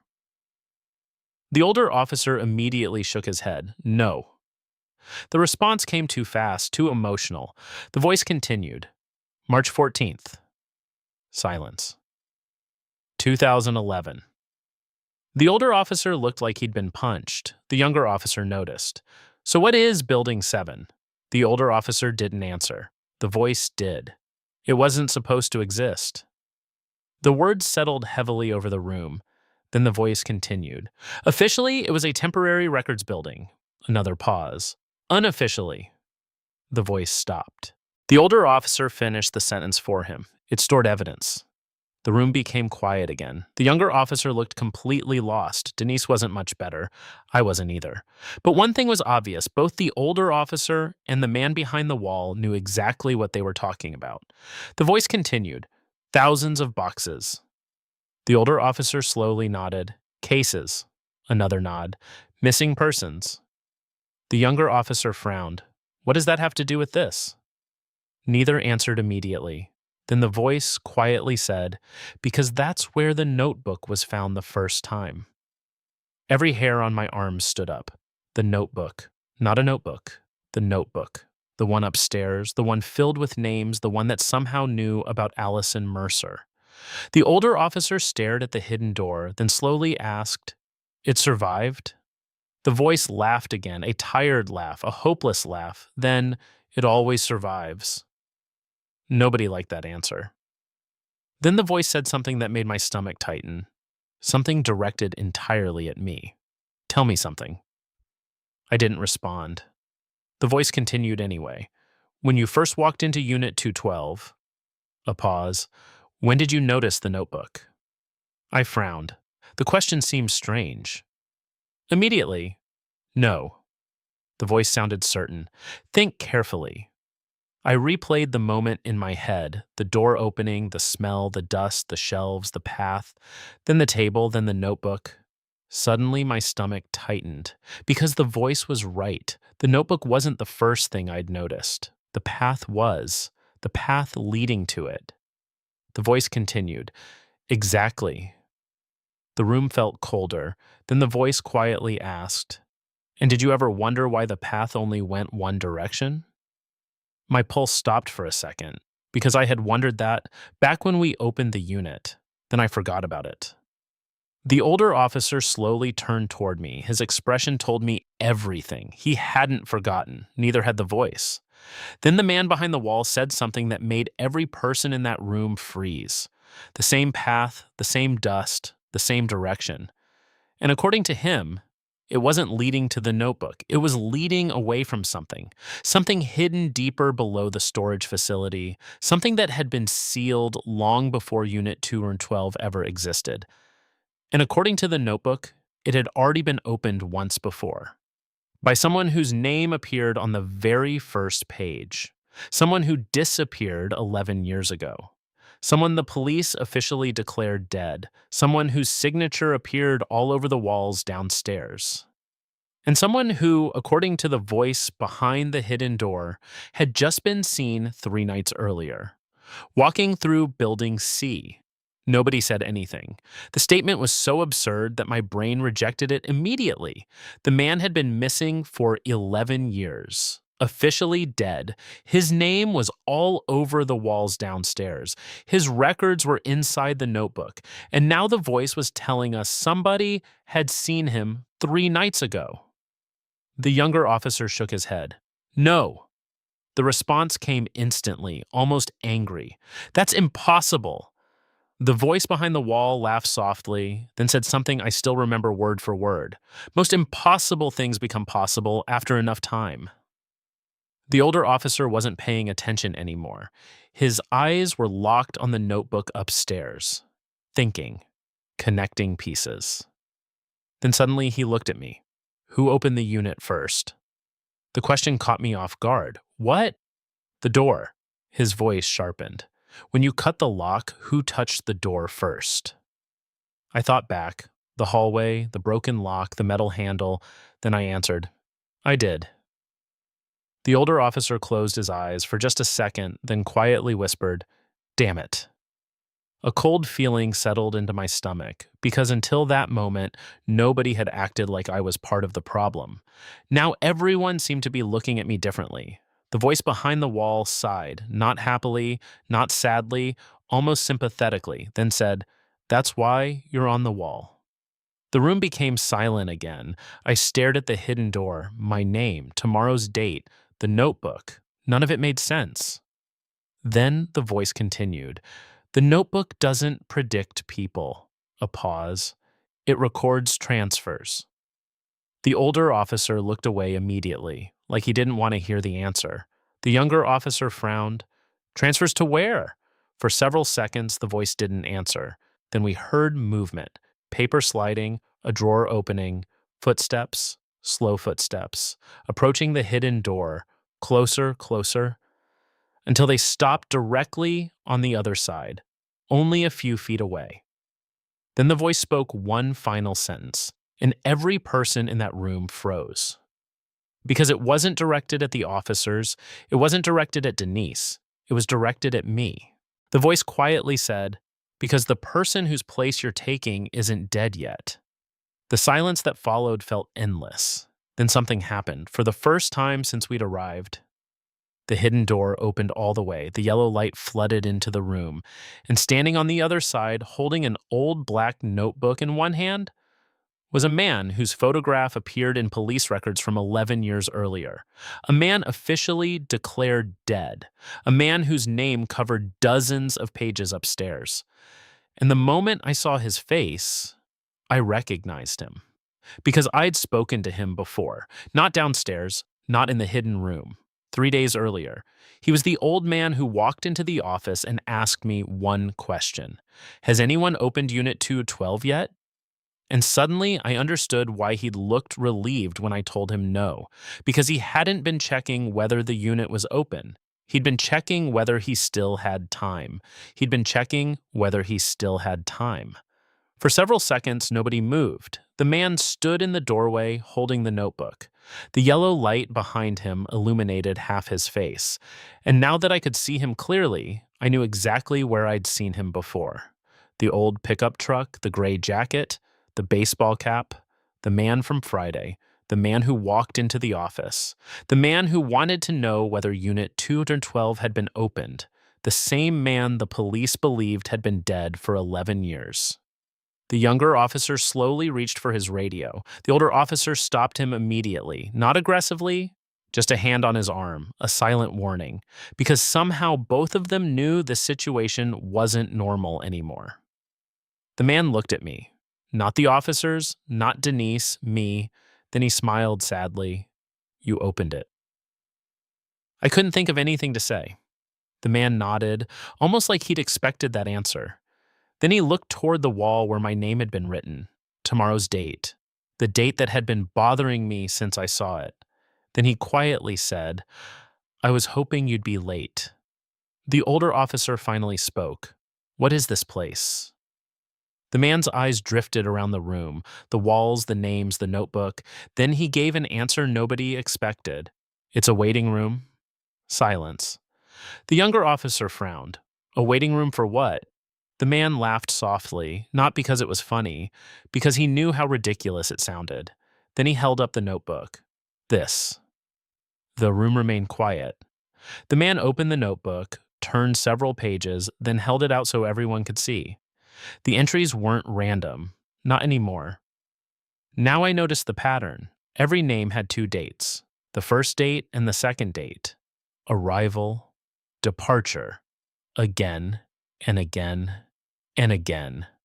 Hundreds of names, hundreds of entries. Then the man pointed toward one of the oldest pages, a page dated decades earlier. Long before the storage facility existed, long before the buildings above us were constructed, long before any of us were born, the entry listed a name, then a date, then a simple note, transfer complete. The man looked at me, then quietly said, "People think this started with the storage unit." He shook his head. "It didn't." Then toward the concrete. "The room was here first." A strange feeling settled into my stomach. The man continued. "The storage facility was built over it." The older officer looked pale now, like pieces of an old puzzle were finally fitting together. The man noticed. "You know." The older officer didn't answer. That answer was enough. Then the man looked back at me and finally explained why he had come to the office, why he had checked the unit, why he had looked relieved. "I wanted more time." His voice sounded exhausted, years of exhaustion, the kind people carry when they've been running too long. "I've been buying time for 11 years. Nobody spoke. The room felt completely still. Then I asked the question that had been haunting me. "What happens tomorrow?" The man's expression changed. Not fear, not panic, resignation. Then he looked down at the notebook, at my name, at the date beside it, and quietly answered, "Tomorrow was supposed to be my departure." The room became silent, then he pointed at my name. "And your arrival." The meaning hit me immediately, hard, cold, horrible. The notebook wasn't predicting deaths. It wasn't predicting disappearances. It was tracking replacements. One person left, another arrived, again and again and again. The man had delayed his own departure for 11 years, somehow. And when Unit 212 opened, the process started again. The younger officer shook his head. No. The response sounded desperate. That doesn't mean anything. The man smiled sadly, then handed the notebook to the older officer. You said the same thing in Building 7. The older officer looked away, and that told me everything. Then suddenly, every light in the underground room flickered once, twice, 3 times. The man immediately looked toward the hidden doorway behind him, the yellow corridor, the deeper room. Something had changed. For the first time since we'd met him, he looked afraid. Then a low sound echoed through the concrete. Not machinery, not footsteps, a deep metallic vibration, like something enormous moving somewhere far below. The notebook slipped from the man's hand, hit the floor, opened by itself, pages flipping rapidly, one after another, faster, faster, faster, until they stopped. The room went silent. Every person stared at the open page. My name. Tomorrow's date. Gone. No eraser marks. No torn paper. Gone. The space was blank. The man stared at it, then slowly smiled. A real smile this time. The first genuine smile I'd seen from him. Then he looked directly at me and quietly said, "Well." He laughed once, softly, almost in disbelief. That's never happened before. Nobody understood what he meant, not immediately. Then we heard another vibration, stronger this time. The lights flickered again, and every name written on the walls around us began slowly fading, marker ink disappearing before our eyes, dates, notes, entire sections vanishing. The older officer stepped backward. The younger officer actually dropped his radio. Nobody knew what they were watching. But somehow we all understood the same thing. Whatever had been happening in that room for decades was ending. 10 minutes later, the lights died completely. The room went dark. When emergency crews finally arrived, the underground level was searched from top to bottom. No hidden corridors, no second room, no yellow hallway, nothing. The walls were bare, no names, no writing, no notebooks, no records. The underground chamber looked abandoned for years. The only thing investigators recovered was the steel hatch. And even that disappeared from evidence 6 months later. Officially, nothing was ever found. No suspects, no explanation, no missing man, no notebook, no records. The entire case was quietly closed. Denise eventually left the company. The younger officer transferred departments, the older officer retired, and I quit immediately. I never worked another day at that storage facility. A year later, the property was demolished. New buildings went up, new businesses, new parking lots. The room beneath Unit 212 was filled with concrete. At least, that's what the construction company claimed. Maybe they're right.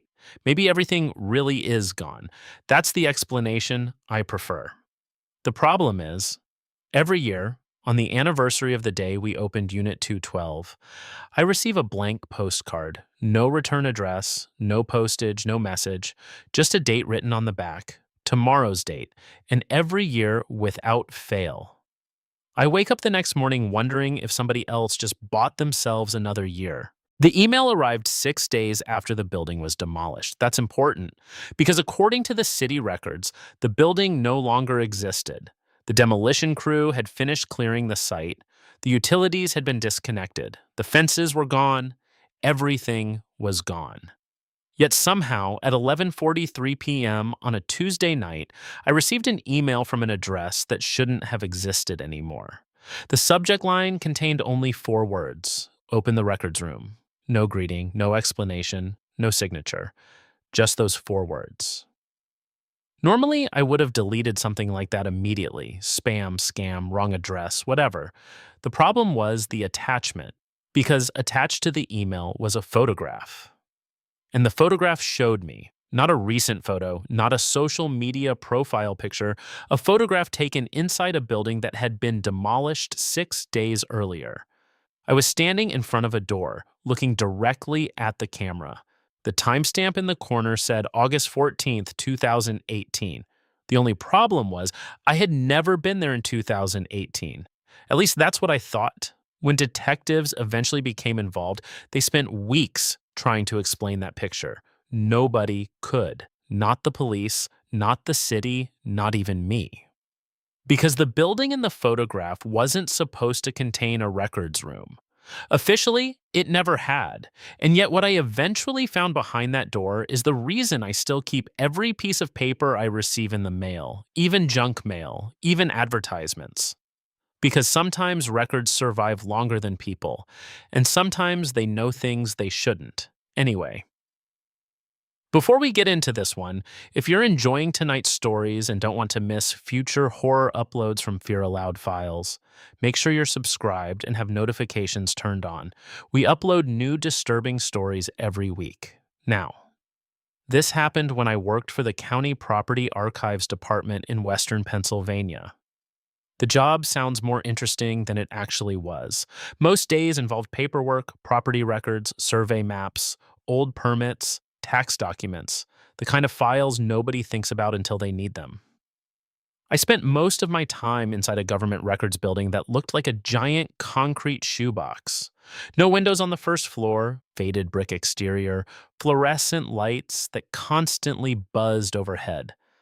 Nothing about the place stood out, which was exactly why most people ignored it. The building had been there since the late 1960s. Thousands of people walked past it every year without ever wondering what was inside. But if you entered the archives section, you discovered something strange. The county kept records for almost everything.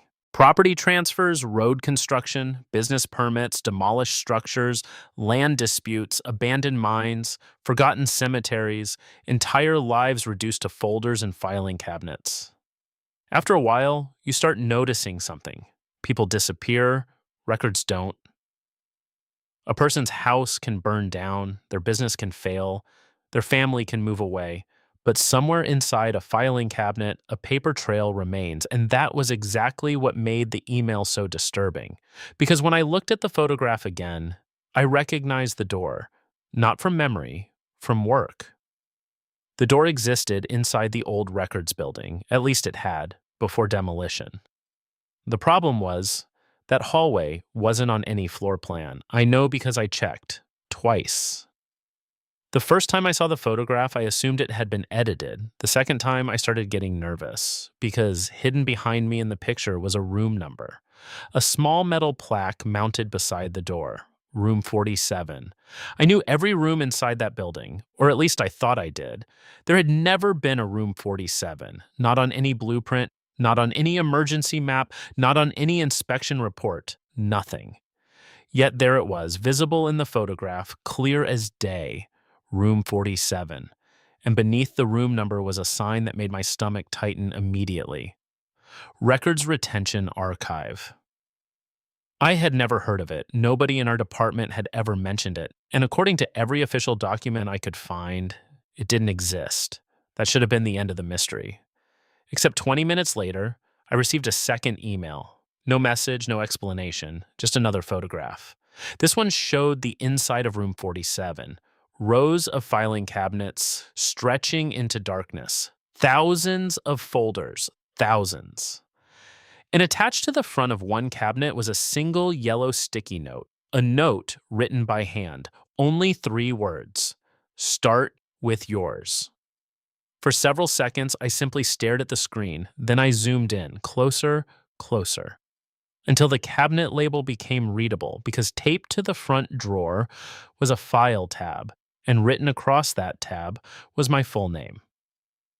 For a second, I honestly thought somebody was playing a joke, not because it was funny, because it was the only explanation that made sense. The photograph had to be fake. The room had to be fake. The file had to be fake. Otherwise, none of this worked. I zoomed in further. The image became grainy, pixelated, but the name remained readable. My name. First, middle, last, exactly as it appeared on county employment records, exactly as it appeared on my tax forms, exactly as it appeared on my personnel file. I remember sitting there, staring at it, trying to find evidence of editing, a strange shadow, a mismatched font, anything. I found nothing. Then my phone rang. The sound nearly made me jump out of my chair. Unknown number. I almost ignored it, almost. Instead, I answered. Hello? Nothing. Just static. Soft. Distant. Like somebody standing near an old radio. I waited. The static continued. Then a voice appeared, very quietly, almost whispering. Did you find it? The call disconnected immediately. No goodbye, no explanation, nothing. I stared at my phone, then at the photograph, then back at my phone. The entire thing felt ridiculous, like the setup for some elaborate prank. The problem was, nobody would have known what was in those photographs because the records building had already been demolished, completely demolished. I'd seen it happen. The city sold the property to a developer. Crews spent weeks tearing the place apart. Everything inside had been moved to a newer facility. Every cabinet, every box, every document. At least, that's what we'd been told.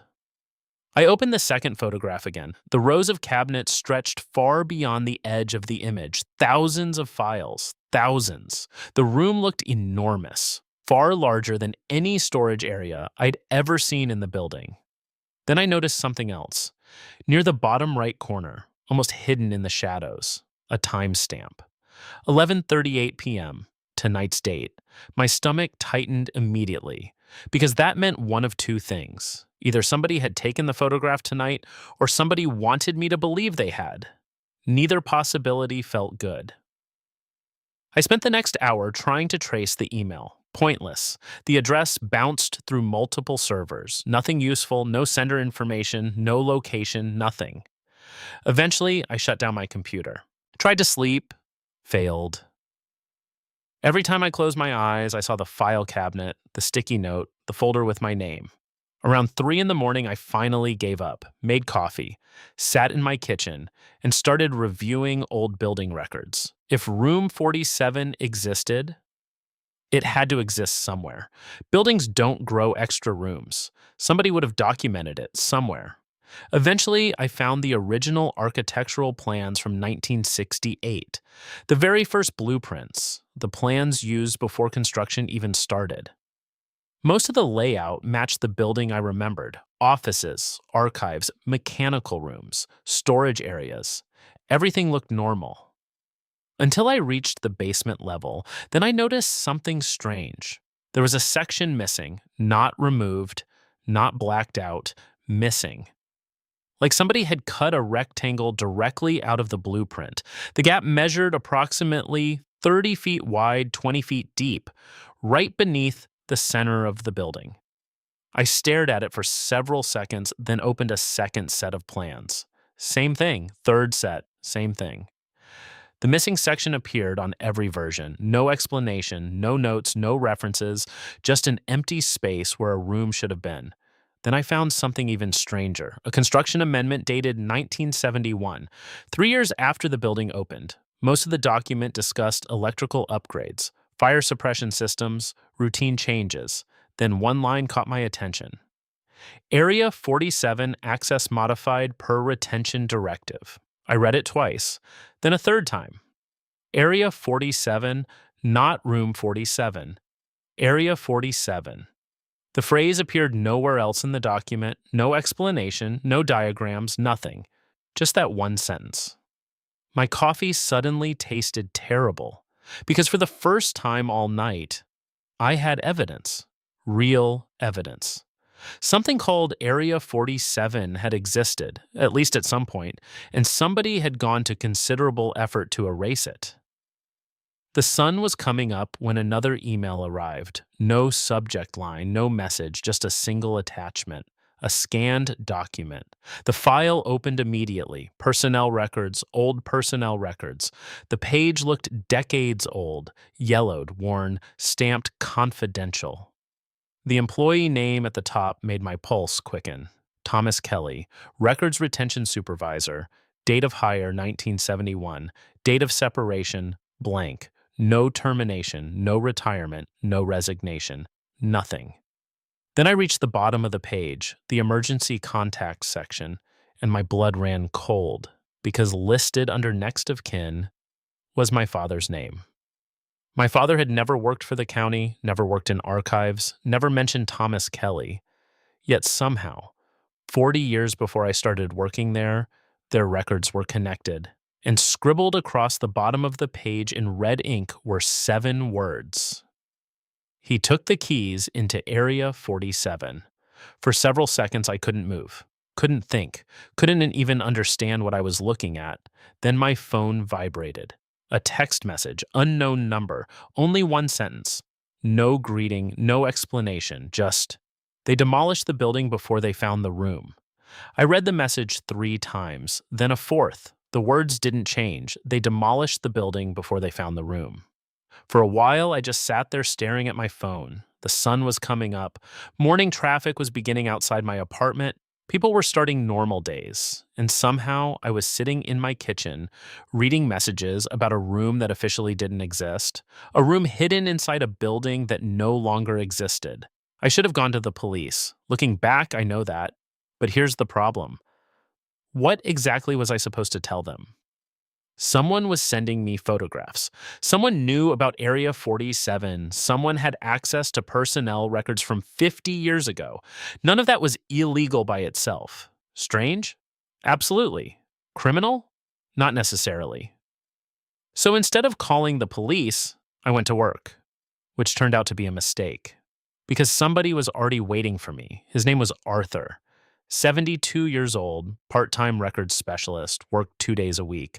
Most people barely noticed him. Quiet guy. Kept to himself. Spent most of his time restoring old documents in the preservation lab. I had spoken to him maybe a dozen times in 3 years. Nothing memorable. That morning, the moment I walked into the building, he looked up from his desk and said, "Check your email?" I stopped walking. My stomach tightened immediately. Arthur smiled, not warmly, not coldly, just knowingly, like someone who already understood the answer. For a second, I considered lying. Instead, I asked, "How do you know about that?" The smile disappeared immediately. Then Arthur looked around the room, making sure nobody else was nearby, and quietly said, "Not here." Every alarm bell in my head started ringing. I followed him anyway. He led me into a document restoration room near the back of the building, closed the door, waited, then asked, "How many photographs have they sent?" They. Not he. Not someone. They. I remember answering automatically, 3. Arthur nodded slowly, almost sadly, then he sat down. For several seconds, neither of us spoke. Finally, I asked, "What's Area 47? The question clearly bothered him, not because he didn't know, because he did. The man knew exactly what Area 47 was, and he hated talking about it. Eventually, he rubbed a hand across his face and quietly said, "You're too young to remember the demolition." I frowned. "The building came down 6 days ago." Arthur shook his head. "No." Then he looked directly at me. "The first demolition." The room suddenly felt smaller. "What first demolition?" Arthur leaned back in his chair, then said something I wasn't prepared to hear. "The records building wasn't built in 1968. I stared at him. "Yes, it was." "No." He shook his head again. "There was another one." The silence that followed seemed to stretch forever. Arthur stood, walked to a filing cabinet, opened a drawer, then pulled out a photograph. An old photograph, black and white. The image showed a government building, not identical to ours, but close, very close, same location, same property, same layout, different structure. I looked at the date printed on the back, 1949. My stomach tightened. Arthur watched me carefully, then said, "The first records building burned down." I looked up. "What?" "1949. He pointed toward the photo. "Destroyed." I stared at the image again, then back at him. Nobody had ever mentioned another building, not in county history, not in the archives, not anywhere. Arthur seemed to know exactly what I was thinking because he quietly added, "They removed most references." I sat there trying to process that, then asked the obvious question, "Why?" Arthur's answer came immediately because he'd clearly asked himself the same thing years earlier. Because they never found everyone. The room became very quiet. I remember hearing the air conditioning humming overhead, the distant sound of office phones, normal sounds, comforting sounds, because the conversation wasn't normal anymore.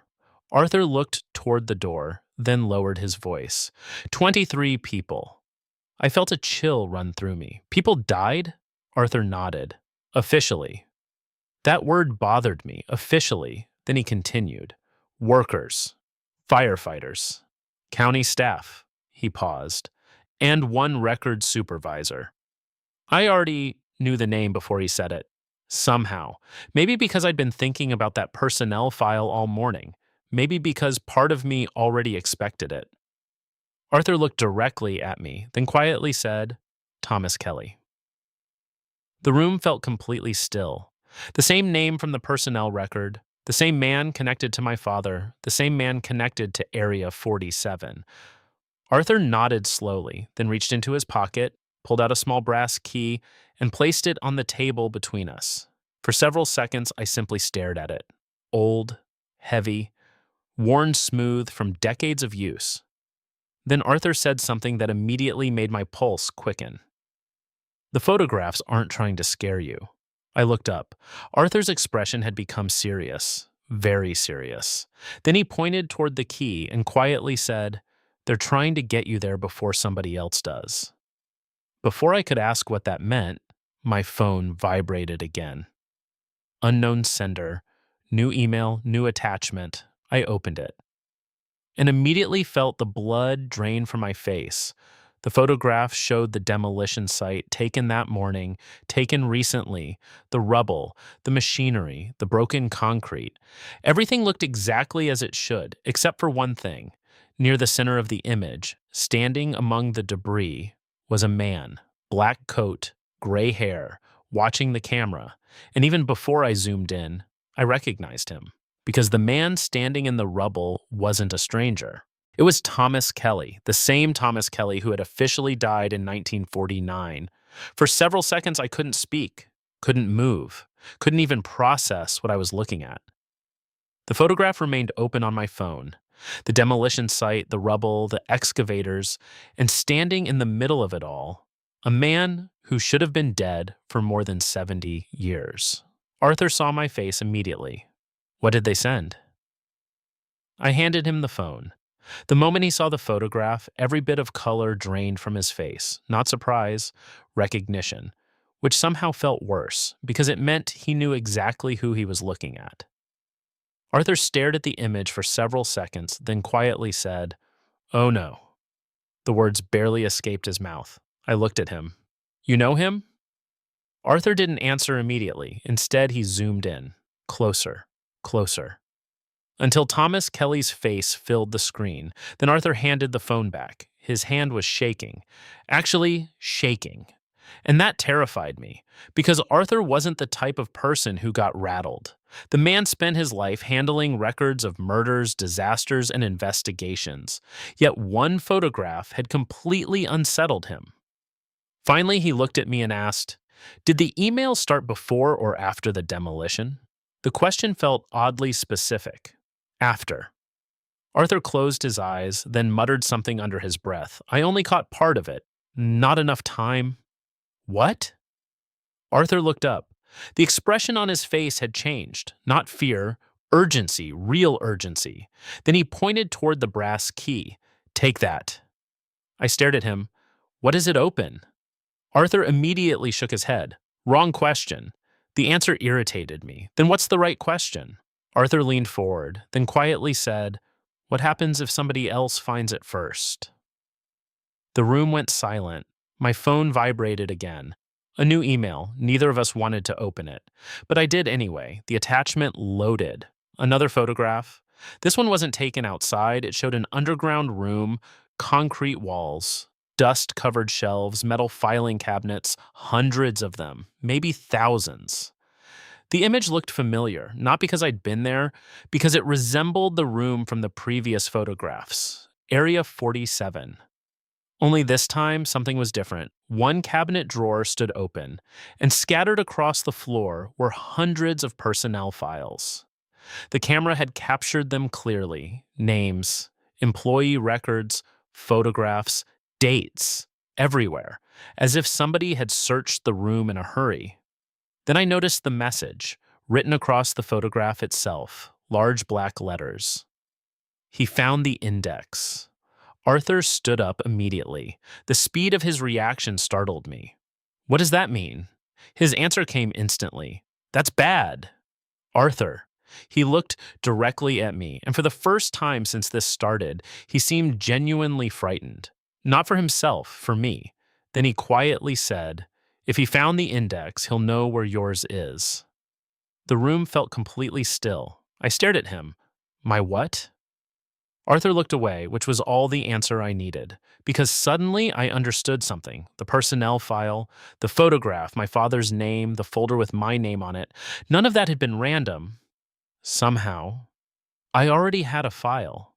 Before I could ask another question, the office lights flickered, once, then again. The entire room briefly darkened. Arthur froze. I noticed immediately.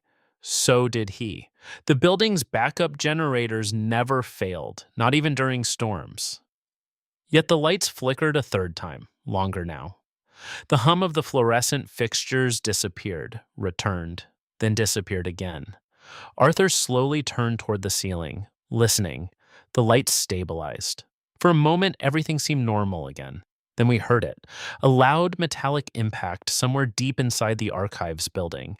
The sound echoed through multiple hallways.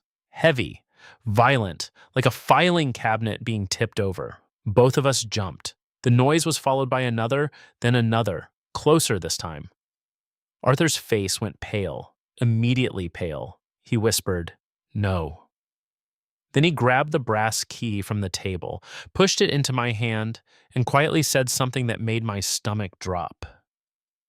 Nobody has been inside the lower archives since 1983. The sounds came again, metal crashing, drawers slamming, paper scattering, somewhere below us, much closer now. Arthur looked toward the hallway, then back at me, and for the first time all morning, he sounded scared. Actually scared, because he quietly said, "Somebody's opening the records." And somewhere beneath the building, a fire alarm that hadn't worked in years suddenly began ringing. The sound echoed through the archives facility, long, loud, mechanical, the kind of alarm that immediately makes your heart race even when you know it's a false alert. The problem was, Arthur had just told me the system wasn't operational. The alarm shouldn't have been capable of turning on. Yet it was screaming through the building. Arthur was already moving, not toward the exit, not toward the front office, toward the basement access hallway. I grabbed my phone and followed him. "Arthur!" He didn't slow down. The alarm continued blaring overhead. Employees were beginning to step into hallways. Confused, looking around, nobody seemed to know what was happening. One woman asked whether they should evacuate. Arthur ignored her completely. That got my attention, because Arthur was the kind of person who followed procedures, always. Yet now he seemed concerned about only one thing: getting downstairs. We reached a locked security door. Arthur pulled out an access badge, swiped it, nothing. The reader flashed red. He tried again. Same result. The alarm continued echoing through the building. Then Arthur looked at me. The key. For a second, I forgot what he meant. Then I remembered the brass key, the one he'd given me, the key from Thomas Kelly's records. I handed it over. Arthur shoved it into an old lock mounted beside the card reader, a lock I'd somehow never noticed before. The key turned immediately. A heavy click echoed inside the wall. Then the security door slowly opened. Cold air drifted out. The hallway beyond was dark, completely dark. No overhead lights, no emergency lights. Nothing. Arthur looked into the darkness, then quietly said, "That's not good." I was starting to hate those words we stepped through. The security door closed behind us with a heavy metallic thud. Immediately, the alarm sounded more distant, still audible, but muffled now. The hallway stretched ahead for maybe 100 feet. Concrete walls, concrete floor, no windows, no signs, no markings, nothing. It looked older than the rest of the building, much older, like this section had existed before the archives facility itself. We walked quickly. The farther we went, the colder the air became. Eventually, the corridor ended at a freight elevator. The door stood open. Arthur stopped immediately. I saw why. The elevator wasn't supposed to be operating. According to Arthur, it hadn't worked in decades. Yet the interior lights were on, the controls were illuminated, and the elevator car was waiting, like somebody had called it, recently. Arthur looked at the floor, then cursed under his breath. I followed his gaze. Footprints, fresh footprints, dust disturbed inside the elevator. Somebody had used it. Very recently. Arthur stepped inside, pressed the only illuminated button, B4. The doors closed. The elevator descended. For several seconds, neither of us spoke. The machinery groaned around us. The ride felt longer than it should have, much longer. Then the elevator stopped. The doors opened, and both of us froze. The lower archives level wasn't dark. Every light was on, every single one. The enormous underground records floor stretched into the distance. Row after row of filing cabinets, thousands of them, far more than should have fit beneath the building. The room looked endless, almost impossible, like a library designed by somebody obsessed with paperwork. The alarm wasn't coming from above anymore. It was coming from down here. A rotating red emergency beacon flashed somewhere in the distance. Its light swept across the cabinets, across the floor, across the records, then disappeared. Again and again. Arthur stepped out first. I followed. The smell hit me immediately. Old paper, dust, a faint scent of mildew, the smell of records left untouched for decades. Then I noticed something strange. Dozens of cabinet drawers stood open. Files covered the floor. Thousands of pages scattered everywhere, exactly like the photograph. He found the index. Arthur slowly looked around, then whispered, "He's already been here." The words barely escaped his mouth. Then we heard movement, not close. Somewhere deeper inside the archives, a cabinet drawer slamming shut. The sound echoed through the underground room. Arthur immediately turned toward it. Then another drawer slammed farther away, then another, like somebody moving through the records, searching, opening cabinets, checking files, one after another. The sounds slowly grew closer. I looked at Arthur. "What exactly are we looking for?" Arthur didn't answer immediately. Instead, he stared toward the darkness between the rows, then quietly said, "We're looking for your file."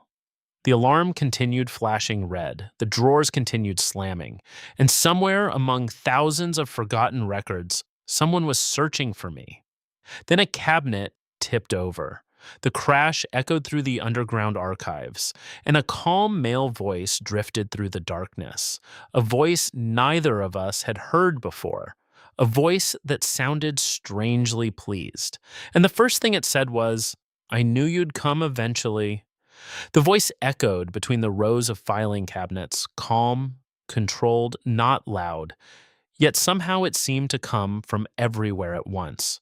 Arthur immediately stopped walking. I noticed something alarming. He wasn't surprised. Terrified, yes. But not surprised, which meant he recognized the voice. The red emergency beacon rotated slowly overhead.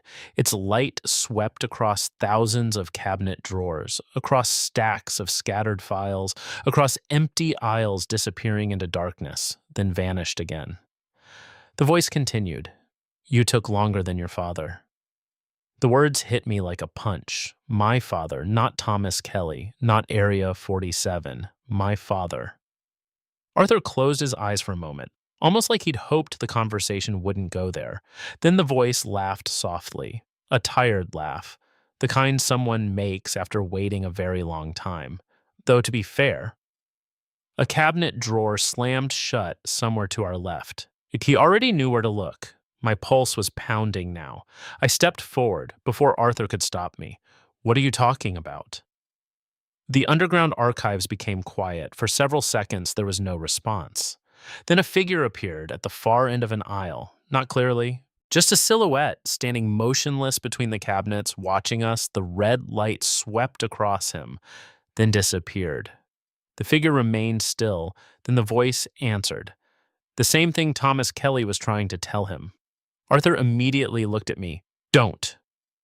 The warning came fast, too fast. The figure laughed again. He never listens either. The red beacon passed once more. This time I saw more detail. Gray hair, dark coat, thin build. The same man from the demolition photograph, Thomas Kelly. Or someone who looked exactly like him. The figure took a single step forward, then another, not threatening, not aggressive, just closer. Arthur looked genuinely frightened now, more frightened than he'd been all day. Then he quietly asked, "What did you find?" The figure stopped walking. For the first time, the smile disappeared. Then he answered, "The index." The room became silent. Arthur already knew that. I could tell. The figure continued. It wasn't where they moved the records. Another step. It wasn't where they hid the files. Another. It was where they hid the names. I stared at him. None of it made sense. Then Thomas Kelly pointed toward the endless cabinets surrounding us, thousands upon thousands of files, then quietly said, "Most records tell you what happened." The red light swept across his face. For the first time, I saw his expression clearly. Exhaustion. Decades of exhaustion.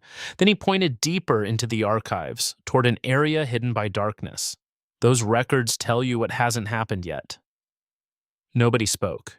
The emergency beacon continued rotating. Arthur slowly shook his head. No. The response sounded almost desperate. Thomas looked at him sadly. "You've spent 40 years pretending they don't exist." Arthur looked away, which was all the confirmation I needed, because Arthur wasn't arguing. He was afraid Thomas was telling the truth. Then another cabinet slammed shut, much closer this time. The sound echoed through the underground floor. I turned toward it. So did Arthur. So did Thomas. For the first time, all conversation stopped. Because the sound hadn't come from Thomas, it had come from somewhere else. A different aisle, a different part of the archives. And suddenly I realized something terrifying. The person opening cabinets wasn't Thomas Kelly. Thomas had been standing in front of us the entire time, which meant somebody else was down there, searching. The sound came again. Drawer, slam, drawer, slam, drawer, slam. Slowly moving closer through the records. Thomas's expression changed immediately. The calm disappeared. For the first time, he looked worried. Actually worried. Then he quietly said something that made my stomach drop. I thought I still had more time. Arthur went pale immediately. Then Thomas looked directly at me and said the 7 words that changed everything. "He found your file before we did." The slamming stopped. The entire underground archives became silent. Then, somewhere in the darkness, a single folder hit the floor, and a voice neither of us recognized quietly said, "Found him." The words echoed through the underground archives. Then silence. Complete silence. Not another drawer moved. Not another cabinet opened. Nothing. The emergency beacon continued rotating overhead. Red light, darkness, red light, darkness. Each sweep revealed endless rows of records. Each sweep made the room feel larger, older, wrong somehow. Arthur looked like he wanted to run. Thomas Kelly looked like he wanted to do something else. For the first time since we'd met him, he looked angry. Not scared, angry. And that immediately got my attention. Because if Thomas Kelly had spent decades hiding in forgotten records rooms and secret archives, what exactly could make him angry? The answer came a few seconds later. Another voice echoed from somewhere among the cabinets. Closer now. Calm, male, older. Not Thomas, not Arthur, someone else, someone we hadn't seen yet. "I wondered when you'd bring him." Arthur closed his eyes, like he'd just heard the worst possible thing. Then he whispered, "No." The voice laughed softly. The sound drifted through the rows of cabinets, impossible to locate, impossible to track. Then, "You always say that?" The red light swept across the archives again. This time I saw movement, far away. At the end of a distant aisle, a silhouette, tall, motionless, watching us. Then darkness swallowed it again. I turned toward Thomas. "Who is that?" For a moment I thought he wouldn't answer. Then he quietly said, "The reason Area 47 was sealed." A chill moved through me. The voice laughed again, then called out, "That's not entirely fair." Another step closer, still hidden among the records, still impossible to see clearly. Then, "You sealed it because you were afraid." Arthur looked furious. Actually, furious. People died. The archives became silent, then the voice answered. So did people outside. Nobody spoke. The emergency beacon continued rotating. I felt completely lost. The conversation sounded like it had started years before I arrived, maybe decades. Then Thomas looked at me and finally explained something. Not everything, just enough. "Your father came here." The words hit me immediately. "What?" Thomas nodded. "He found the records." I stared at him. "My father never worked here." "No," Thomas agreed. "But he found them." The voice among the cabinets chuckled softly, then added, "And unlike you, he opened his file." The room felt colder, much colder, because suddenly every strange thing connected back to the same place, my father. The personnel record, the photographs, the file with my name, the unknown emails, everything. Arthur shook his head. "Stop." The voice ignored him. "Your father asked the same questions." Another step closer, then he made the same mistake. My pulse was pounding now. What mistake? Nobody answered immediately. The emergency light swept across the archives once more, and this time I saw him. Clearly. Standing about 50 feet away, an older man, black coat, gray hair, holding a folder, a thick manila folder. The tab was visible, even from that distance, because one word had been written across it in black marker, Nandy, my last name. The man smiled, then slowly lifted the file, almost like he was showing it to me. Then he quietly said, "You should have read this years ago." Arthur immediately started moving, fast, faster than I'd seen him move all day. "Don't." The warning echoed through the archives. The man ignored him. Thomas started forward too. For the first time, both men were moving toward the same thing, the same folder, the same file, the same name, which told me everything I needed to know. Whatever was inside that file, nobody wanted me reading it. Then the man opened the folder. The emergency beacon swept across the room. Red light flooded the aisle. And for a split second, I saw the first page, not records, not paperwork, not employment documents. A photograph of me, standing inside the archives building, taken tomorrow. For a second, my brain refused to process what I was seeing.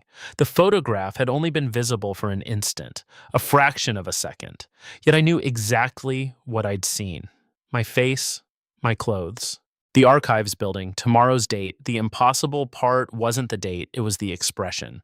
Because in the photograph, I wasn't surprised, I wasn't scared, I wasn't confused. I looked like somebody expecting to be there. The man closed the folder. The image disappeared, but it was already too late. I couldn't unsee it. Arthur reached the aisle first. "Close it." The order came out almost like a plea. The older man smiled, then looked directly at me, not Arthur, not Thomas, me, and quietly asked, "Do you know what records actually are?" Nobody answered. The man continued anyway. "People think records preserve the past." He tapped the folder. "They don't." Another tap. "They preserve decisions." Arthur stopped moving. Thomas stopped moving. The entire archive seemed to freeze. The older man slowly opened the file again, only slightly, then said, "The past is easy." His eyes remained fixed on me. "The future is expensive." I hated how little sense that made. And somehow, I hated even more how seriously everyone else was taking it. Arthur looked exhausted. Thomas looked terrified. The older man looked almost sympathetic. Then he asked me a question, a simple question, one that immediately made my stomach tighten. Have you ever wondered why they hired you? The room became silent. I stared at him. What? The man shrugged. You weren't qualified. Arthur immediately snapped. Stop. The man ignored him. You applied after the deadline. My pulse quickened. Because that part was true. The application period had closed. I remembered that clearly. The man continued. Your interview paperwork disappeared. Also true. There had been a clerical issue. Everyone joked about it. Then, your background check was never completed. The room felt colder because that was true too. All of it. Small things, strange things, administrative mistakes. The kind people laugh about, the kind people forget. The older man slowly lifted the folder. None of those were mistakes. Arthur closed his eyes. Thomas looked away. And suddenly I understood something. Neither of them were shocked. They already knew. The older man nodded slightly, as if he'd seen the realization happen. Then he quietly said, You were always coming here. Nobody spoke. The emergency beacon continued rotating. Red light, darkness, red light, darkness. Then the man looked down at the file, and for the first time, his expression changed. The confidence disappeared. The smile disappeared. Something else replaced it. Confusion. Real confusion. The man frowned, then turned another page, then another, then another. His eyes moved faster. The confusion deepened. Arthur noticed immediately. So did Thomas. The older man stopped reading, looked at the folder, then looked at me, then back at the folder. For several seconds, nobody said anything. Finally, Thomas spoke. What is it? The older man didn't answer. Instead, he flipped back through the pages, rapidly, searching, looking for something. Then he quietly whispered, No. Arthur took a step forward. What happened? The older man looked genuinely unsettled now. Then he slowly turned the open folder around, toward Thomas, toward Arthur, toward me. And for the first time all night, I saw fear on his face. Because the file wasn't blank, it wasn't missing, it wasn't damaged. It had changed. Every page after tomorrow was empty, not redacted, not removed, empty. The older man stared at me, then quietly said, That's impossible. Thomas looked at the pages, then at me, then back at the file. A slow smile appeared on his face, the first hopeful expression I'd seen from him. Arthur looked equally stunned. Then another sound echoed through the archives, a deep metallic vibration. The same vibration we'd heard before, only louder now, much louder. The filing cabinets rattled, dust drifted from the ceiling. The emergency beacon flickered, and somewhere deep beneath the archives, something enormous began moving. The older man's smile vanished immediately because, unlike the empty pages, he recognized that sound, and whatever was making it wasn't supposed to wake up. The vibration rolled beneath our feet, not like an earthquake, not like machinery. Something slower, heavier, intentional. The filing cabinets around us rattled softly, thousands of drawers shivering in unison. The sound spread through the underground archives like a wave. Arthur immediately looked toward the far end of the room, toward an area hidden beyond rows of cabinets. Then he whispered, No, not fear, recognition. The kind of recognition you hear when somebody realizes a nightmare they've spent years avoiding has finally arrived. The older man holding my file looked worse, much worse. His confidence was gone, completely gone. The folder nearly slipped from his hands. Then the vibration came again, stronger. The emergency beacon flickered once, twice, 3 times. And suddenly, dozens of cabinet drawers popped open at the same time. The sound echoed through the archives, metal slamming, paper shifting, thousands of documents spilling onto the floor. Nobody moved, nobody spoke. Then something strange happened. Pages began turning, on their own, not flying, not swirling dramatically, just turning slowly as if somebody invisible was reading, one page, then another, across hundreds of open files. Arthur stared in disbelief. Thomas didn't. Thomas looked relieved. That caught my attention immediately because everyone else looked terrified. Thomas looked hopeful, then he quietly said, "It's finally checking." The older man snapped toward him, "Shut up." The response came instantly, too instantly. Thomas smiled, actually smiled, then looked directly at me. "That's why they kept records." I stared at him. "What is checking?" Neither man answered immediately. The vibration returned, even stronger now. Somewhere, deep beneath the archives, metal groaned. A low sound echoed upward through the concrete, the sound of something enormous shifting after a very long sleep. Then every light in the underground room went out. Darkness swallowed everything. For 1 second, 2 seconds, three. Then the emergency lighting activated. Dim yellow illumination filled the archives, and suddenly the room looked different. The endless rows of cabinets weren't endless anymore, because now I could see the back wall, or what I thought was the back wall. My stomach dropped immediately. It wasn't a wall, it was a door. A massive steel door, at least 20 feet tall, built directly into the concrete. The kind of door you expect inside military bunkers, not beneath county archives. Not beneath a records building, not beneath anything. Arthur looked away immediately. Thomas kept staring. The older man holding my file went completely pale. Then I noticed the writing painted across the steel, large black letters, faded with age, almost impossible to read. Almost. The emergency light flickered again, and the words became clear. Records processing. The room became silent, then a loud metallic click echoed from somewhere inside the door. Nobody breathed, nobody moved. A second click followed, then a third, like enormous locks disengaging. Arthur whispered, "It can't." Thomas quietly replied, "It already is."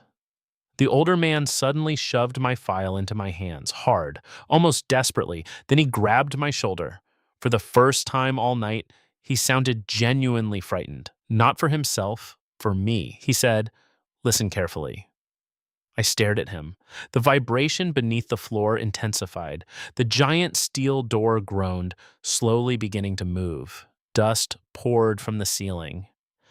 The older man's grip tightened. Then he said the one thing nobody had been willing to tell me all night, the thing hidden behind the photographs, the files, the records, the reason my father came here, the reason Thomas stayed, the reason Area 47 existed, the reason my file ended tomorrow. He looked directly into my eyes and said, "The records don't predict people." The steel door moved another inch. A blast of cold air escaped from the darkness beyond. Then he finished the sentence. "They create them." For a second, I honestly thought I'd misheard him. The giant steel door groaned again, moving another inch. Cold air poured into the archives. Air so cold it immediately cut through the room. The filing cabinets rattled. Loose papers lifted from the floor. The emergency lights flickered. And nobody seemed surprised anymore. Terrified. Yes, but not surprised, because somehow all three of them already knew. Arthur, Thomas Kelly, and the man holding my file. They had all been afraid of the same thing, not the records, what made them. The steel door shifted again. A gap opened along one edge, only a few inches, yet complete darkness waited behind it, not shadows, not poor lighting. Darkness, the kind that seems to absorb light. The older man released my shoulder, then looked toward the opening. "There's still time." Thomas laughed softly, not because anything was funny, because he knew something the rest of us didn't. Then he quietly said, "Look at the file." I looked down. The folder was still in my hands. My name remained on the tab. The pages after tomorrow were still blank, every single one. Then I noticed something. A new page had appeared. I know how insane that sounds, but it hadn't been there before. The paper looked newer than the rest, almost untouched. And across the top was a single question, not a statement, not a prediction, a question. Which record will remain? The vibration beneath the floor intensified. The steel door moved farther. The gap widened. Arthur stepped backward immediately. The older man did too. Only Thomas remained where he was, watching, waiting. Then something happened. The thousands of files scattered across the archive's floor began turning pages simultaneously. Not one, not 10, thousands. The sound filled the underground level. Paper, endless paper. Like a storm made entirely of records, the emergency lights dimmed, brightened, dimmed again, and suddenly images began appearing on the open pages around us. Photographs, documents, birth certificates, marriage licenses, property transfers, court records, entire lives, millions of moments, all spread across the floor, all being turned by something unseen. I remember looking around and realizing what I was actually seeing. Every file represented a person, not just county records, people, lives, choices, history. The older man saw it too, then quietly said, "It's searching." The words barely escaped his mouth. Arthur looked horrified. "What is it looking for?" Nobody answered. Then the steel door stopped moving. The entire archives became silent. Every page stopped turning. Every file froze. The vibration beneath the floor ceased. Nothing moved. Nothing. For several seconds, there was only silence. Then a single sheet of paper lifted from the floor, one page, just one. It drifted slowly through the air, across the archives, across the scattered files, across the concrete floor, until it landed at my feet, face up. The page contained a photograph, an old photograph, black and white, taken decades ago. A man standing outside the original records building, 1949. The man was smiling, holding a brass key. I looked closer, then my stomach dropped. Because I recognized him immediately, not Thomas Kelly, my father, much younger, but unmistakably him.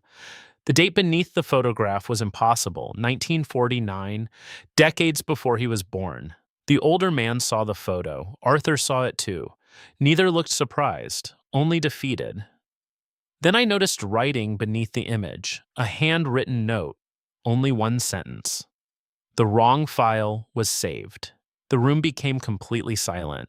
Thomas stared at the photograph, then slowly closed his eyes, like he'd finally received an answer after waiting most of his life. The older man looked at the steel door, then at the photograph, then at me, and finally understood. So did Arthur. Actually understood. The file had never been about me. The photographs, the emails, the records, the hidden room, none of it. Somewhere in the past, a mistake had been made. A record preserved that shouldn't have existed. A life saved that should have disappeared. A name placed in the wrong archive. And for decades, something beneath Area 47 had been trying to correct it. The emergency lights flickered one final time. Then the steel door slowly began closing. Not opening, closing. The gap narrowed, the darkness retreated, the vibration disappeared completely. And as the door sealed shut, every loose page across the archive's floor went blank. Instantly. Photographs vanished, names vanished, records vanished, millions of details erased, leaving only empty paper. The room fell silent, nobody moved, nobody spoke. Then Thomas Kelly smiled, a small, tired smile, the kind somebody wears when a burden finally ends. He looked at me, then at the photograph of my father, then quietly said, "I guess it finally found the right one." The emergency lights died. Darkness filled the archives. When power returned several minutes later, Thomas Kelly was gone. The older man was gone. The folder was gone. The photograph was gone. Only Arthur and I remained, standing alone among thousands of blank pages. The county launched an investigation. Nothing was found. No hidden records. No underground personnel files. No evidence of Area 47. Officially, it never existed. The demolition site was excavated again. Nothing. The original building fire from 1949 remained unsolved. Nothing. Thomas Kelly remained officially deceased. Nothing. Everything ended exactly where it started, with records, or rather, the absence of them. Arthur retired 3 months later. He never spoke about that night again. I eventually left the archives department, moved away, started over. For years, I convinced myself it had all been some bizarre chain of coincidences until last winter. Because last winter, a package arrived at my house. No return address, no postage. Inside was a single blank folder. Empty. Except for one page, one photograph, black and white, the original records building, 1949. And standing near the entrance was a man holding a brass key, a man who looked exactly like me. On the back, someone had written, "Record corrected, no signature, no explanation, nothing else." I burned the photograph that same night. At least, I thought I did. The strange thing is, every few months I still find it. Inside a drawer, between books, tucked into old paperwork. Always the same photograph, always the same message. And no matter how many times I throw it away, it always finds its way back into my records.